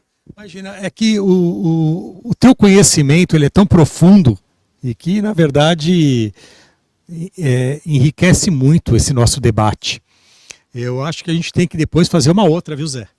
Fazer uma outra onde a gente possa detalhar um pouco mais. E eu até vou colocar aqui esse tema de cozinha central, ou de central de produção, ele é tão relevante que eu vou já combinar com o nosso diretor aqui, com o Sérgio. Sérgio, nós vamos fazer uma outra esse ano ainda, passando as feiras, vamos fazer outra com o mesmo tema, com os mesmos convidados, tá? Só que eu gostaria de a gente poder colocar de alguma forma, para que as pessoas possam contribuir e possam entender, eu queria colocar de alguma forma um layout, um projeto na tela. Enquanto a gente fala, que a gente pudesse projetar um projeto, que você pudesse explicar um pouquinho o fluxo de uma cozinha, como que funciona, uma lista de equipamento, uma ideia de investimento, porque é óbvio que a gente pode simular, né, Zé, um projeto e você fala, olha, um projeto aqui para produzir 25 toneladas, eu calculo essa lista de equipamentos, eu calculo tanto de investimento, porque eu acho que essa informação seria muito útil. Eu tenho algumas perguntas aqui, primeiro alguns agradecimentos aqui, que eu tenho duas perguntas muito importantes, que eu vou dividir essa pergunta com vocês três, mas eu quero primeiro agradecer aqui a presença do Renan, o Renan que está aqui conosco, né? Foi obrigado aqui pela participação, né? O Renan é da ProAlto. É um prazer receber você aqui no nosso showroom da Unox. Eu quero agradecer aí quem está nos assistindo, que é a Fabi Fernandes, uma grande amiga de muitos anos, nutricionista da Atento, que está nos assistindo. O Reinaldo Pampolha, arquiteto de restaurantes de Belém do Pará. Você vê que nós estamos aí, todo o Brasil, né? Nacional. Também a Ana Zinetti, da COSAC Arquitetura e Consultoria. Oi, Ana. Tudo bem? Acho que a Ana é conhecida aí do Zé. A Renata Carvalho, nutricionista da Federação das Indústrias de Minas Gerais. Minas Gerais, mais uma vez, aí conosco. Cara, tem uma pergunta aqui, eu acho que não temos aqui nenhum expert em tributário. Mas eu vou... Tem uma pergunta aqui com o Armando Pucci. Um abraço para o Armando Pucci, um grande amigo também. Que o Armando pergunta o seguinte, ó. Shimada, gostaria de saber como resolver a questão fiscal no caso de cozinha central, processar alimentos e distribuir para as unidades satélites. Como que funciona essa transferência? A cozinha central vende para as unidades, ela transfere. Você tem um pouco dessa experiência para compartilhar? E esse é um tema que eu quero que você responda. E o segundo tema que o Zé vai responder, para o microfone nem voltar para mim, para a gente ganhar tempo, Zé, depois você vai responder que muitos clientes aqui, olha, desistem de implantar cozinha central devido à tributação do ICMS. Eu acho que o Zé tem a resposta para isso. Mas vamos lá. O Armando Pucci, né? Um abraço, Armando. Obrigado pela pergunta. Eu não sou especialista tributário, mas é aquilo, né? Acho que a minha vivência é projeto a projeto, operação a operação, e os desafios vêm, a gente realmente traz toda essa assessoria. A Sanity, eu aciono bastante eles, inclusive quando estou buscando ponto, enfim. Mas, Armando, assim, eu vou responder o que eu sei, né? Na minha trajetória, principalmente quando você tem uma cozinha central para atender várias redes da mesma empresa, a maioria optou por transferência de mercadoria, de produto, né? Então, isso era comum porque você não paga imposto, você vai pagar imposto lá na venda só, né? Só que o que vem acontecendo? Esse meu último projeto mesmo, optaram em ter um CNPJ totalmente separado, único, já com formato de indústria, KNAI de indústria, já pensando também em fornecer para qualquer outra empresa. Então, acho que aí é realmente contratar uma assessoria tributária para entender qual que é o seu olhar para o futuro, né, para essa indústria, e tratar realmente como indústria, CNPJ à parte, e realmente ter esses impostos, né? E isso, é claro, dentro da rede, muitas vezes pergunta, mas é viável? Vai viabilizar? Você vai conseguir viabilizar. Só que o que você vai ganhar em diferencial competitivo, em toda a parte estratégica e inovação, e quando eu falo inovação, não é inovação por inovação, é você sempre estar ali atendendo as necessidades e as dores do seu cliente no tempo certo. e não correndo atrás da concorrência e tentando copiar e lançar depois, né? Então acho que isso tem um grande valor. E todo o fluxo que leva uma categoria destino, que muitas vezes você não consegue mensurar. Mas se eu tenho ali um temaki que eu tenho sempre e o meu filho, a minha filha gosta daquele temaki, acaba na escolha em qual supermercado eu vou, escolhendo aquele que tem o temaki que ele gosta. Então, tem vários valores intangíveis e não só realmente a parte de viabilidade, né? Mas respondendo, a maioria dos casos que eu trabalhei foi realmente fazer filial e transferência de mercadoria. Mas eu vejo já de outra forma hoje, eu acho que vale a pena esse estudo tributário, né? E você, claro, diluir isso em outros custos, em outras questões ali no seu demonstrativo de resultado, né? Você vai ganhar muito em mão de obra, uma coisa eu já falo, muda totalmente o foco da loja. A loja para de ter aquele peso da produção e abastecimento e ela começa a ter o quê? A leveza de poder olhar para o seu cliente e falar: a senhora já experimentou essa salada? Olha, saiu fresquinho, esse parmegiano é delicioso, a senhora nunca provou? E fazer ali a degustação, ter aquele encantamento, né? E hospitalidade que está tão falado e tanto na moda. Nosso amigo acabou de lançar um livro, o Rodrigo. Então, assim, eu acho que você muda o foco da loja para finalização. Eu vou finalizar, continua tendo o showzinho ali e o frescor, o cheiro, né, na frente do cliente, mas toda a produção pesada fica para a fábrica. Então, acho que são papéis diferentes, mas que no fundo tem muito a ganhar, muito a agregar, enfim. Acho que é isso. Obrigado, Shimada, explicou bem. Zé, você pode... Já sabe. Já sei. O Shimada explicou tudo ali, agora eu vou traduzir o que o Shimada falou.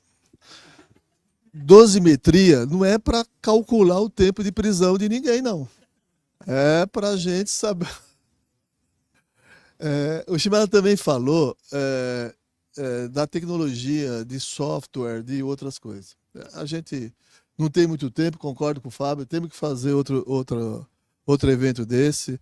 Lá na Cozil, eu criei lá no Mercado Municipal o Cozinha Central Summit, que a gente pode até pensar depois, Sérgio, de fazer alguma coisa juntos lá, porque isso pegou bastante.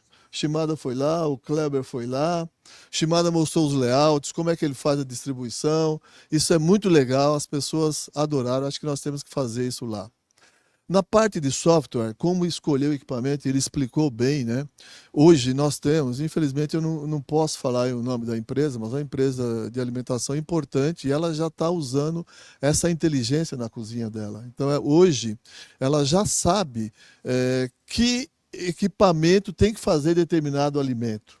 Ela já sabe hoje se o alimento sobrou e qual foi mais utilizado para calcular o seu preço de venda. Hoje tem um restaurante que eu posso falar, o Naldinho lá do Mangai não está me ouvindo. Então o Mangai hoje já usa essa tecnologia há anos. O Mangai você vai lá com o RFID e você paga a sua refeição em vários totes que tem pela loja. Você só entra em determinado departamento da cozinha se o teu reconhecimento for acessível àquele local. Você tira da prateleira o vinho, ele já dá baixa no estoque, já aciona o depósito para poder te mandar mais, substituir a tua prateleira lá que foi utilizada. Então, a tecnologia não é só equipamentos. Fornos combinados realmente mudou a cozinha. Eu me sinto feliz com isso, porque eu enxerguei aquilo e trouxe forno combinado para o Brasil, trouxe a Ratio, trouxe a Unix, e super feliz com os dois. De vez em quando eu me chateio um pouco, mas na maioria da parte eu estou muito feliz com os dois. Porque isso é importante para o Brasil, mudou a forma do Brasil cozinhar. E a tecnologia, isso que você falou, Fábio, esse da Arauco é um puta projeto, um projeto com 25 mil refeições, tem 60 câmaras frigoríficas. A Cozil teve a felicidade de fazer, são dezenas de caldeirões também complementando os fornos. Tem toda a parte inteligente que você falou antes também. A Cozil está investindo muito nessa nacionalização do produto, porque o importado é muito mais caro, tem imposto de importação, tem frete, tem uma série de coisas que é muito difícil de você competir. Duas coisas que me deixam feliz hoje em dia. Espero estar vivo para poder compartilhar coisas que eu vivi lá atrás. Há 15 anos atrás eu tive a oportunidade de escrever um artigo sobre o acordo Mercosul-Europa. Aí eu falei, puta, isso, imagina, eu estava super feliz, estava lá na Ingefood ainda, montei a Ingefood, o Kleber aqui é testemunha, você também foi CEO da Ingefood, você é testemunha. Falei, caramba, isso vai mudar a forma de fazer a coisa no Brasil. O Mercosul com a Europa, puta, mais de 20 anos, e agora foi aprovado. Então isso, se prepare, vai mudar. Não agora, mas daqui a 5, 7, 10 anos vai mudar. A Unix vai ter que pensar na fábrica dela no Brasil, ela vai poder viabilizar isso, porque as coisas vão mudar. E outra coisa também que me deixou muito feliz foi a aprovação da reforma tributária. Porque isso, agora nós estamos brigando, aí respondendo a pergunta do ICMS, né? Nós estamos brigando porque transfere de um estado para o outro, aí tem o default, aí tem não sei o quê, aí viabiliza porque é muito imposto sobre imposto. Isso vai mudar. Por que no Brasil você comprar um equipamento hoje, você tem que comprar da Cosil ou do concorrente, não vou citar o nome, tá?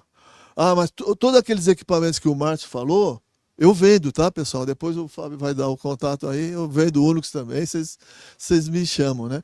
Mas isso vai mudar a forma de você vender. Então, hoje, o fabricante, ele vende direto ao consumidor final. Na Europa, nos Estados Unidos, já não é assim há anos, porque eles têm lá o VAT, tem lá aquilo que o Brasil implantou agora, eles já têm há anos lá. Então vai ser muito mais fácil o fabricante vender para um distribuidor, o distribuidor vender para o cliente final e esse distribuidor fazer o serviço do que não vai ter bitributação. Então isso vai se resolver. Agora nós temos que ter paciência. E o ICMS não deve inviabilizar os seus projetos. O ICMS faz parte do custo, tem que pôr no custo. Se o cliente não conseguir pagar aquele custo que tem hoje, não faça o produto, porque não vai ser bom para você. Então você tem que pensar nisso. E só voltando um pouquinho da Arauco, que eu acho que é importante, né? Projetos como esse, que era impensável no Brasil, no tempo que foi realizado, né, Fábio? Numa cidade, a cozinha tem 25 mil refeições e a cidade tem 9 mil habitantes. Isso como na Itália hoje já tem. Na Itália, na Itália hoje tem cidades lá de 20, 30 mil habitantes e tem 3, 4 cozinhas que produzem 50 mil refeições. Então, isso é o que está acontecendo. Isso é o que vai acontecer no Brasil mais vezes. Então, tudo isso que está acontecendo, o mundo está mudando. Ou a gente enxerga que está mudando, a gente vê isso hoje na periferia. Aqui em São Paulo, eu acho que o pessoal sabe. Chega no final de semana e você vê o pessoal vendendo pizza quente lá e o cara acaba a perua dele com pizza quente em questões de minutos. Então, a conveniência está chegando.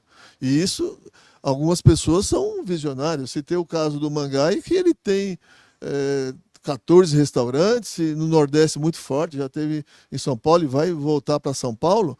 E a tecnologia, o Naldinho, o Edinaldo, que é o CEO lá, ele diz que é uma empresa de tecnologia que vende comida.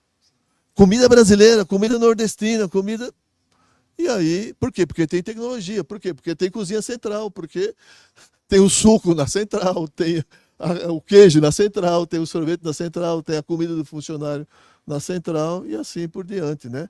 Aí o Márcio falou do batata lá, do cara que faz a batata. Já tem o Trevisan, esqueceu do Zé Carlos Trevisan. Oi, Zé Carlos, estou com saudades de você. O Zé Carlos é um dos maiores produtores de batata do Brasil e ele tem lá em São Lourenço, tem as centrais dele de batata e ele pegou a batata que ele produz e faz. Escondidinho de batata, todos os ingredientes de batata, para vender em loja, para vender em supermercado, e tem no Brasil inteiro o produto dele. Então, é uma realidade. São poucos casos ainda que a gente consegue contar, mas, na verdade, tem muita coisa acontecendo. Era isso. Depois eu vou traduzir mais o que o Márcio falou. Obrigado, Zé, obrigado. Eu quero aqui também mandar um abraço para o Fábio Resina, que mandou uma mensagem para nós aqui, que ele já teve também uma experiência de montar uma cozinha central lá no projeto da Viva Food, inclusive é um grande parceiro da Unix também, a Viva Food. Nossa, Eu só queria ver aqui, acho que o Renan quer fazer uma pergunta presencial para nós, Renan. Eu vou ter que passar o microfone para o Renan. Vou caprichar. Boa tarde a todos, um papo muito rico. Temos especialistas em equipamentos, em processo e em pessoas, né? Porque cada um tem um business diferente. E vou fazer uma pergunta de cunho mais filosófico. Para onde o mercado e as pessoas que trabalham no setor, e aí, se possível, eu gostaria de uma resposta de cada um de vocês, o que a pessoa que trabalha no setor, com essa quantidade de equipamentos que a gente vai desse trabalho... Nosso diretor ele pega no pé, né? Exigente. O que a pessoa que trabalha, o que vai sobrar para o ser humano fazer?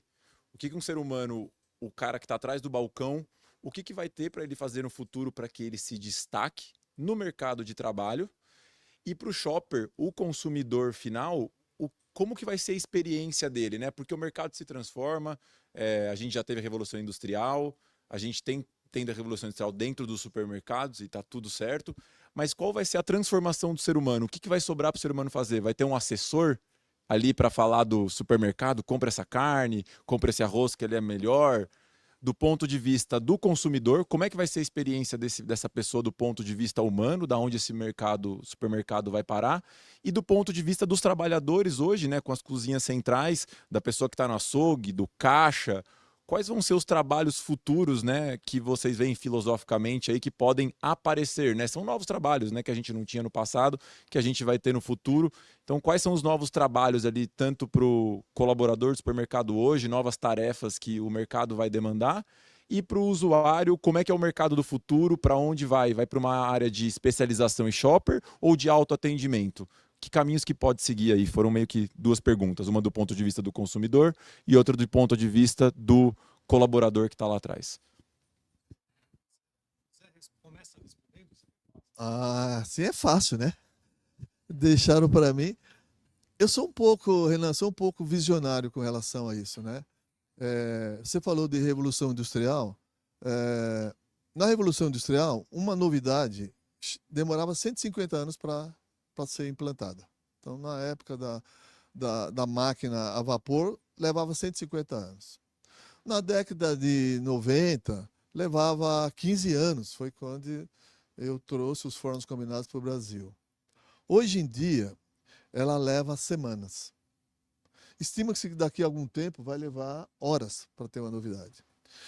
E concordo com o Fábio disse, e eu faço isso também, eu nunca disse nos projetos de implantação, imagina que vender forno combinado na década de 90, você não era nem nascido ainda, e eu tinha que convencer o cara a comprar um forno combinado em dólar, que custava o dobro em dólar, de que era bom ele comprar, e ele comprou. A ponto até de estar o Fábio aqui hoje no Brasil, né? Então, essas coisas, elas vêm mesmo com o tempo. E a mão de obra nunca foi uma coisa dizendo assim, olha, você vai eliminar a mão de obra. Porque aquela reengenharia, ela foi feita lá atrás. Então, quando o forno combinado chegou no Brasil, em 1990, lá com a Ratchet, o pessoal falava assim, vai tirar a mão de obra. Não, a reengenharia tirou toda a mão de obra. Já não tinha mais mão de obra. Tinha que colocar o equipamento, senão não ia ter como fazer a comida. E a mão de obra foi se adequando. Então, essa mão de obra, ela vai se adequar, ela vai para a área de serviço.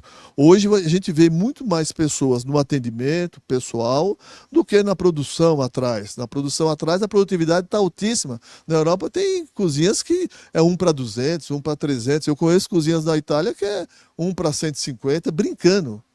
3, 4 pessoas de uma família atendendo 450, 500 pessoas. Então, essa mão de obra ela vai ser utilizada nessa área, no meu ponto de vista, né? Nessa área de serviços. E a tecnologia vai ajudar. As máquinas estão chegando e você vai ter que reparar, ter a mão de obra mais qualificada, ela vai ter que ser mais preparada, pagar melhor, e ela vai ser aproveitada nesse segmento, porque o ser humano não vai desaparecer.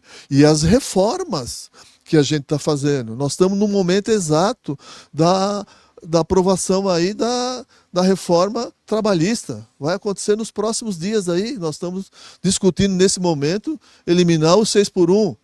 Vai ser o 5x2, daqui a pouco, na Alemanha já é o 5x2 há anos. há anos. 4x3? Já estou falando em 4x3, já tem experiência nesse sentido. Por quê? Agora, a riqueza ela tem que ser mais distribuída. A gente não vai conviver em bilionários num país, 5 bilionários e 200 milhões de pessoas com necessidade. Essa riqueza tem que ser distribuída de um jeito ou de outro. Se não for pela lei, vai ser pela força, vai ser pela necessidade. Isso não tem escapatória. Então, essa evolução, a distribuição de riqueza é o futuro. Eu não estou falando do futuro de 10 anos, como a reforma tributária, como o Mercosul, Europa, mas uma coisa mais ampla, porque ela tem que ser distribuída. De uma certa forma, o Brasil faz um pouco isso. Não sei se o dinheiro que vai do Bolsa Família vai para a jogatina. Não sei se vai. Eu acho que uma parte vai. Outro dia eu fiquei muito triste que um empresário do nosso segmento falou, olha, eu fui com 30 vagas para contratar 30 funcionários numa escola de gastronomia, contratei 2. E eu descobri que o pessoal não quer trabalhar com alimento porque é melhor ganhar dinheiro com jogatina. Eu passei mal quando ele me falou isso. E ele falou isso esse ano que passou. Eu passei mal. Hoje já estou um pouquinho mais, ainda passo um pouquinho mal. Eu estou ficando branco é porque eu lembro disso aí, eu passo mal. Mas a distribuição de riqueza vai ser importante, porque eu acho que a gente foi feito para se divertir, para viver, para ser feliz. A gente não foi feito para sofrer. Eu, pelo menos, não acho que isso está errado. Eu fui feito para ser feliz. E minha mãe me criou, trabalhou pra cacete para ser feliz. Depois vai no meu Instagram, pessoal.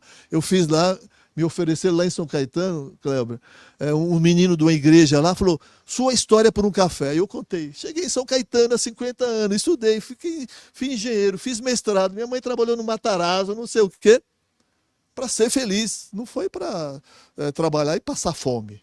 Então, eu acho que a gente vai se adequar. No futuro, as pessoas vão evoluir, as pessoas são inteligentes, o ser humano é inteligente. E se precisar uma revolução grande para poder fazer essa limpeza, vai fazer como fez no passado, né? Então, é isso que eu penso. Vamos lá, boa a tua pergunta. Na verdade, a gente tem que olhar um pouquinho as novas gerações que vêm por aí. Então, quando você olha hoje, eu tenho um filho de 20 anos, um filho vai fazer 18, outro filho com 16. E você olha hoje o que essa meninada, o que essa geração que está chegando tem de facilidade com a tecnologia, está num outro patamar do que nós vivemos, né? Eu tenho 54 anos, né? Então eu sou da época que, não parece bem menos, né? Eu sou da época que realmente na juventude não tinha celular. Mas o que eu quero dizer, eu acho que a experiência do cliente é o mais importante e também a experiência do colaborador. Você me perguntou sobre como a gente enxerga essa tecnologia toda, o comportamento do cliente, do consumidor e o comportamento do colaborador, aquele que trabalha. Eu acho que a gente pode juntar as duas pontas. Por quê? Quem é feliz, vamos olhar a cozinha do modelo tradicional, né? No modelo artesanal. Me diz, eu sempre digo isso e repito, me fala qual profissional é feliz na nova geração que vai se sujeitar a ficar em frente a uma fritadeira ou uma chapa fritando 500 bifes. O colaborador não vai ser feliz. Agora, se ele tiver uma cozinha tecnológica, onde ele está bem habituado com tecnologia, com celular, ele vai tudo na palma da mão dele, apertar botão, e ele vai cuidar do que é mais importante. Então, o que eu acredito? Eu acredito que o colaborador, qual vai ser o grande trabalho dele dentro de uma operação? O atendimento do cliente. Porque uma coisa nunca a gente vai tirar do ser humano, que é a experiência. E é o pessoa com pessoa. Ser humano com ser humano. Acho que isso é muito importante. Porque o nosso mercado, por mais tecnologia que exista, mesmo empresas, por maior empresas que seja, é sempre a relação de pessoas para pessoas. Eu estou à frente da Unox aqui há 6 anos, como o diretor-geral da companhia, mas, independente de eu estar aqui, é sempre a minha relação do desenvolvimento de mercado de pessoas para pessoas. É a relação de confiança entre pessoas, de experiência entre pessoas, né? Isso não vai mudar. Então, Renan, isso não vai mudar. O que é mais importante é a gente criar ambientes para que o novo perfil de colaborador se adapte e se sinta ligado àquela operação. Porque hoje é muito difícil, é muito mais. É outro modelo mental. É até difícil te explicar isso, mas é um outro modelo mental. Cara. Então, você tem novos profissionais entrando no mercado de trabalho com um novo modelo mental e que essas operações têm que estar no modelo que atende esse colaborador. Aí você não vai ter mais dificuldade de mão de obra. Então, hoje muito se fala no mercado, poxa, mas não tem mão de obra para trabalhar nas cozinhas, falta gente, blá, blá. Lógico que falta. Você tem um ambiente dentro de uma cozinha totalmente difícil de se trabalhar, quente pra caramba, um piso molhado, escorregadio. Então, é difícil essa operação. A partir do momento que você começa a levar tecnologia e outra, inteligência no processo e um aprendizado grande hoje com o Shimada, é que a tecnologia, gente, ela não é só o equipamento de cocção, o equipamento que faz a produção, é o ponta a ponta. Ele vem desde como chega o pedido de produção, como você vai atender o cliente, é o que a gente diz, né? Eu tive agora, Zé, uma feira muito legal que eu fui, foi NRF em janeiro, eu fiquei impressionado que já existe algumas lojas do McDonald's nos Estados Unidos e que quando uma câmera filma o pedido e a câmera filma o cliente na entrada, é um projeto piloto deles, que quando o cara entra na loja, a câmera já, na questão facial, já sabe o que esse cliente costuma pedir. E já passa o pedido para operação. Então, toda essa nova tecnologia é uma mudança realmente profunda no modelo de se fazer as coisas. Então, é um tema bastante relevante. Mas eu respondo a sua pergunta de forma simples. Nós temos que fazer com que os colaboradores façam o que é mais importante, cuidar do cliente. E o cliente, o que a gente precisa gerar para ele? Experiência. Experiências diferentes. E é isso que nós da UNO nos propomos a fazer. Boa, Renan. Prazer em revê-lo aí. Eu acho que esse ponto é importante, tem sempre essas questões de momentos que podem gerar um conflito, né? Então, a gente tinha muito essa questão, por exemplo, na época do varejo físico ou varejo online, né? Que eu acho que é um paralelo importante para a gente pegar. Então, e agora? Vai acabar as lojas, né? Quer dizer, vamos comprar tudo pela internet. E a gente viveu isso, né? O que eu consigo imaginar é o seguinte, hoje os principais varejistas são os online, evidentemente aí. Você tem os grandes, né? Mercado Livre, Amazon, Shopee, mas você tem, as pessoas não deixaram de ir no shopping, né, para comprar, ou de ir no mercado, no atacado, né? Então as pessoas vão. Eu acho que tem uma acomodação, tem essa questão da escolha dos canais, né? E com relação às pessoas, né, o que fazem hoje, a gente tem uma demanda enorme por mão de obra, muitas vezes programadores, desenvolvedores, o pessoal que está por trás nos bastidores, né? A gente tem lá na Sanit hoje, de time interno e externo, tem mais de 300 pessoas, né? A gente cobre o Brasil inteiro. E às vezes a gente abre vagas e tem uma dificuldade grande para pegar um talento específico, porque é alguém especializado, um nutricionista, um engenheiro de alimentos, um veterinário. Então, às vezes você tem uma dificuldade de captar em alguma região. A gente tem um time grande lá de RH que acaba trazendo, enfim. E hoje as questões, por exemplo, de ambiente interno, né? Essa questão da mudança também geracional, a gente participa de vários processos lá de contratação, eu participo nas entrevistas. A questão do home office, por exemplo, que hoje muitas pessoas acabam optando, às vezes a vaga ali é muito equivalente, até uma remuneração até um pouco maior. Você tem home office? Ah, eu tenho uma vez por semana. Ah, legal, eu gostei disso daqui. Eu entrevistei, por exemplo, várias pessoas, a gente abriu algumas vagas lá recentemente, e aí várias perguntas eu sempre provoco ali, né? Bom, o que você não espera que aconteça aqui se for contratada? O que vai te deixar ali desapontada daqui um mês, uma semana? Falo, puxa, eu quero uma empresa que não tem um ambiente tóxico. Então, quer dizer, essa questão da sanidade mental, né, do cuidado, isso é uma coisa que hoje a gente contratou recentemente uma posição gerencial lá, e ela me falou coisas nesse sentido que eu achei muito importante. Quer dizer, ela falou, eu tinha uma vaga, estou no outro processo, mas eu vi, a gente chama o pessoal depois da online, o pessoal vai ao vivo lá na empresa, e você sente o clima, né? Não dá para ficar enganando muito, né? Ou é ou não é, né? Então você chega, aquele quebra-pau, não, o ambiente é harmonioso, tá todo mundo numa boa. Rebeca está aí nos assistindo também, que é do nosso marketing. Então você tem questões que você começa a perceber. Então as pessoas estão muito atentas a isso, as relações humanas, como o Fábio pontuou, mas ao mesmo tempo elas estão muito isoladas. Você vê um vazio, você vê uma solidão nas relações também. É questão de estar no celular ali e nós estamos aqui no papo todo e cada um está no seu mundo. Quer dizer, também entender isso, como o Fábio falou, é muito difícil. Eu tenho 2 filhos também, um de 20 e um de 19. É um desafio monumental. Tem 2 coisas que Deus fez para nós que ele falou: eu vou testar vocês. Uma é ter empresa, né, ser empresário, outra é ser pai. São as coisas mais difíceis do mundo. Então, eu convivo com os 2, né? Eu resolvi ter empresa e resolvi ter 2 filhos. Então, eu acho que a gente tem que entender um pouco melhor isso. É muito difícil. A questão de mão de obra, eu acho que vai ter, como o Shimada relatou, quer dizer, vai ter aí uma alta produtividade e essas pessoas vão ficar fazendo o quê? Quer dizer, vão estar ali no atendimento, na hospitalidade. Eu acho que nessa geração de experiências, eu vejo muito isso hoje. E o pessoal é muito multitarefa, né? Então você vê hoje as pessoas fazendo vários tipos de atividades. Então acho que elas vão complementar. A questão da escala é importante, né?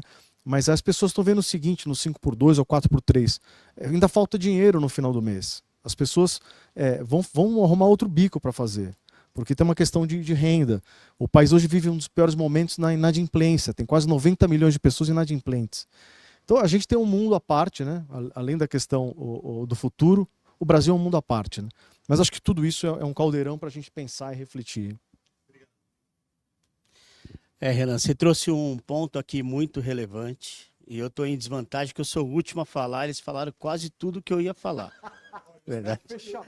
falou que você tem uma vantagem, você tem 1 minuto. Não, 1 minuto? Acho que esse 1 vai virar 5, hein? Renan, eu vejo um cenário, eu sou mais romântico, né? Minha formação foi hotelaria, década de 90, em Água de São Pedro, que chamava Terra do Nunca, né? Então era um sonho estudar no grande hotel de Água de São Pedro, ter professor americano e tal. Então eu sou bem romântico, a gente tem amigo Lohan Suador, que também é um mestre e defende com todas as forças a base da gastronomia, né? Então, eu tive a oportunidade de visitar vários países, né? Então, Tóquio, morei quando era adolescente, fui DKSEC lá, depois voltei para pesquisar, Holanda, Amsterdã, você pega Amsterdã, Inglaterra. Então, o que eu vejo para o cliente?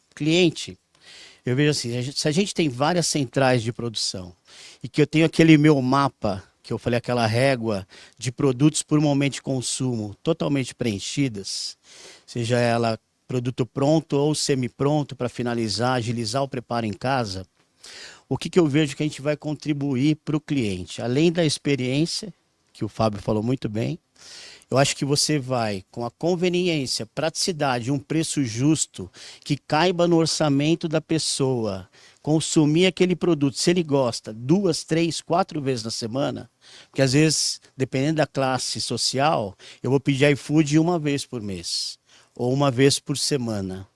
Mas se eu gosto de um produto e ele é mais fácil, é melhor eu comprar, mais inteligente eu comprar pronto, porque ele é fresco, feito de uma forma correta, numa indústria ou cozinha industrial, e com preço que, se eu for comprar os ingredientes separados, vai sair mais caro do que eu comprar ele pronto.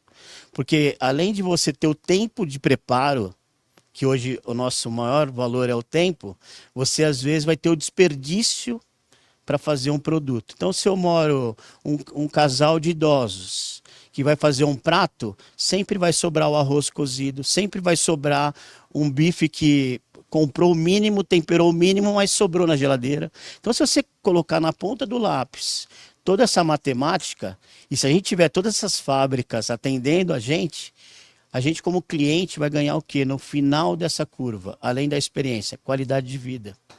Porque eu vou ter tudo o que eu preciso para o meu dia a dia, no tempo que eu preciso e no meu tempo.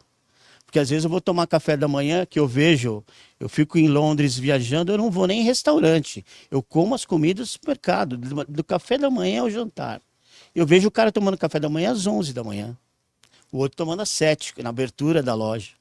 Então, no seu tempo, Porque muitas vezes você vai querer almoçar e a maioria dos restaurantes está fechado, porque já passou das 3h30, né? Então, essa praticidade e conveniência com preço justo traz qualidade de vida. Acho que aí complementa a experiência.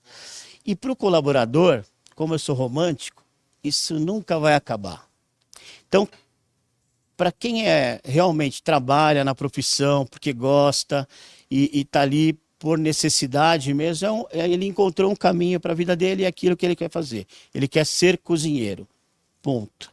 Essa pessoa vai ter mais conforto, vai trabalhar menos, porque se trabalhar numa fábrica, na cozinha central, a maioria que a gente faz é de segunda a sexta. Não trabalha sábado e domingo. Já está nessa escala, né? Então ela vai ganhar mais qualidade de vida também, além de conforto, e ter um planejamento, essa mentalidade de indústria traz todo esse baixo estresse.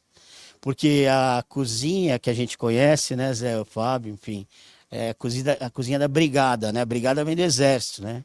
Então é a gente gritando com você, solta agora, marcha, é aquele terror o tempo todo dentro de uma cozinha. E na fábrica não, é planejamento. Se não está planejado, não vai sair, né? Então, se não passou pelo planejamento de demanda, pedido, não rodou o MRP para gerar as horas de produção, não tem pedido. Não tem uma produção extra, né? Então, também traz conforto e qualidade de vida.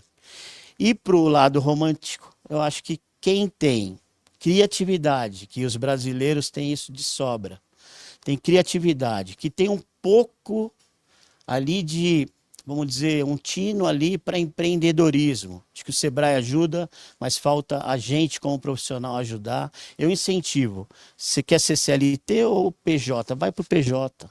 Faz o seu sonho. Você tem que achar parceiros e achar mentores, né? Quando eu falo que o Zé me mentorou, eu tenho 2 registros na minha carteira de trabalho.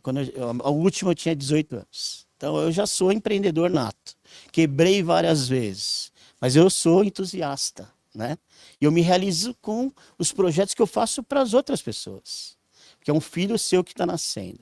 Então, eu acho que essas pessoas que têm esse tino, esse talento, esse algo a mais, ele vai se destacar no mercado. Porque o que eu mais vejo na Holanda são cozinhas autorais. O que você mais vê em Tóquio, onde tem muita coisa industrializada fresca, são aqueles restaurantes tradicionais que o fundador está lá fazendo, às vezes, a comida.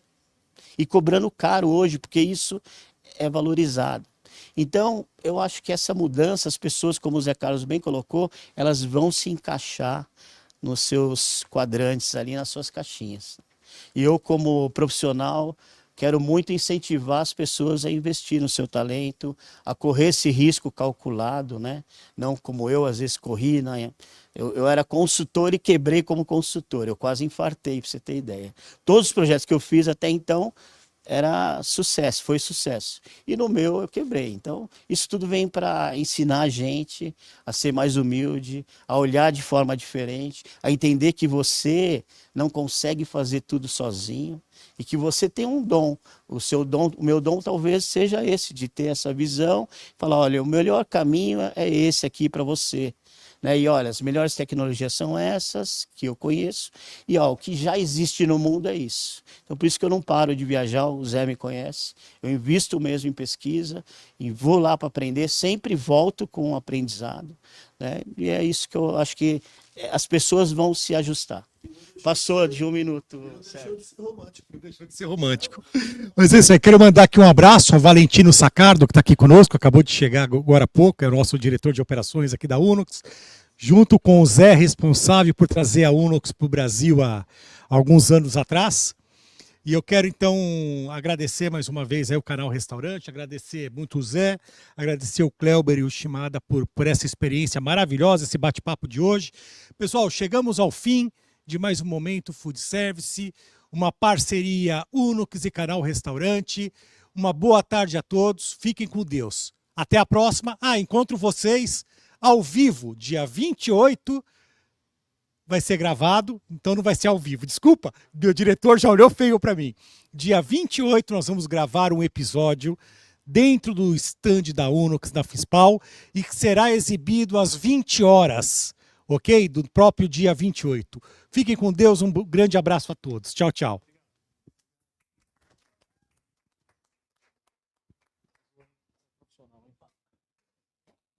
Você prometeu a segunda. Obrigado, viu, Zé? Foi ótimo. Nada.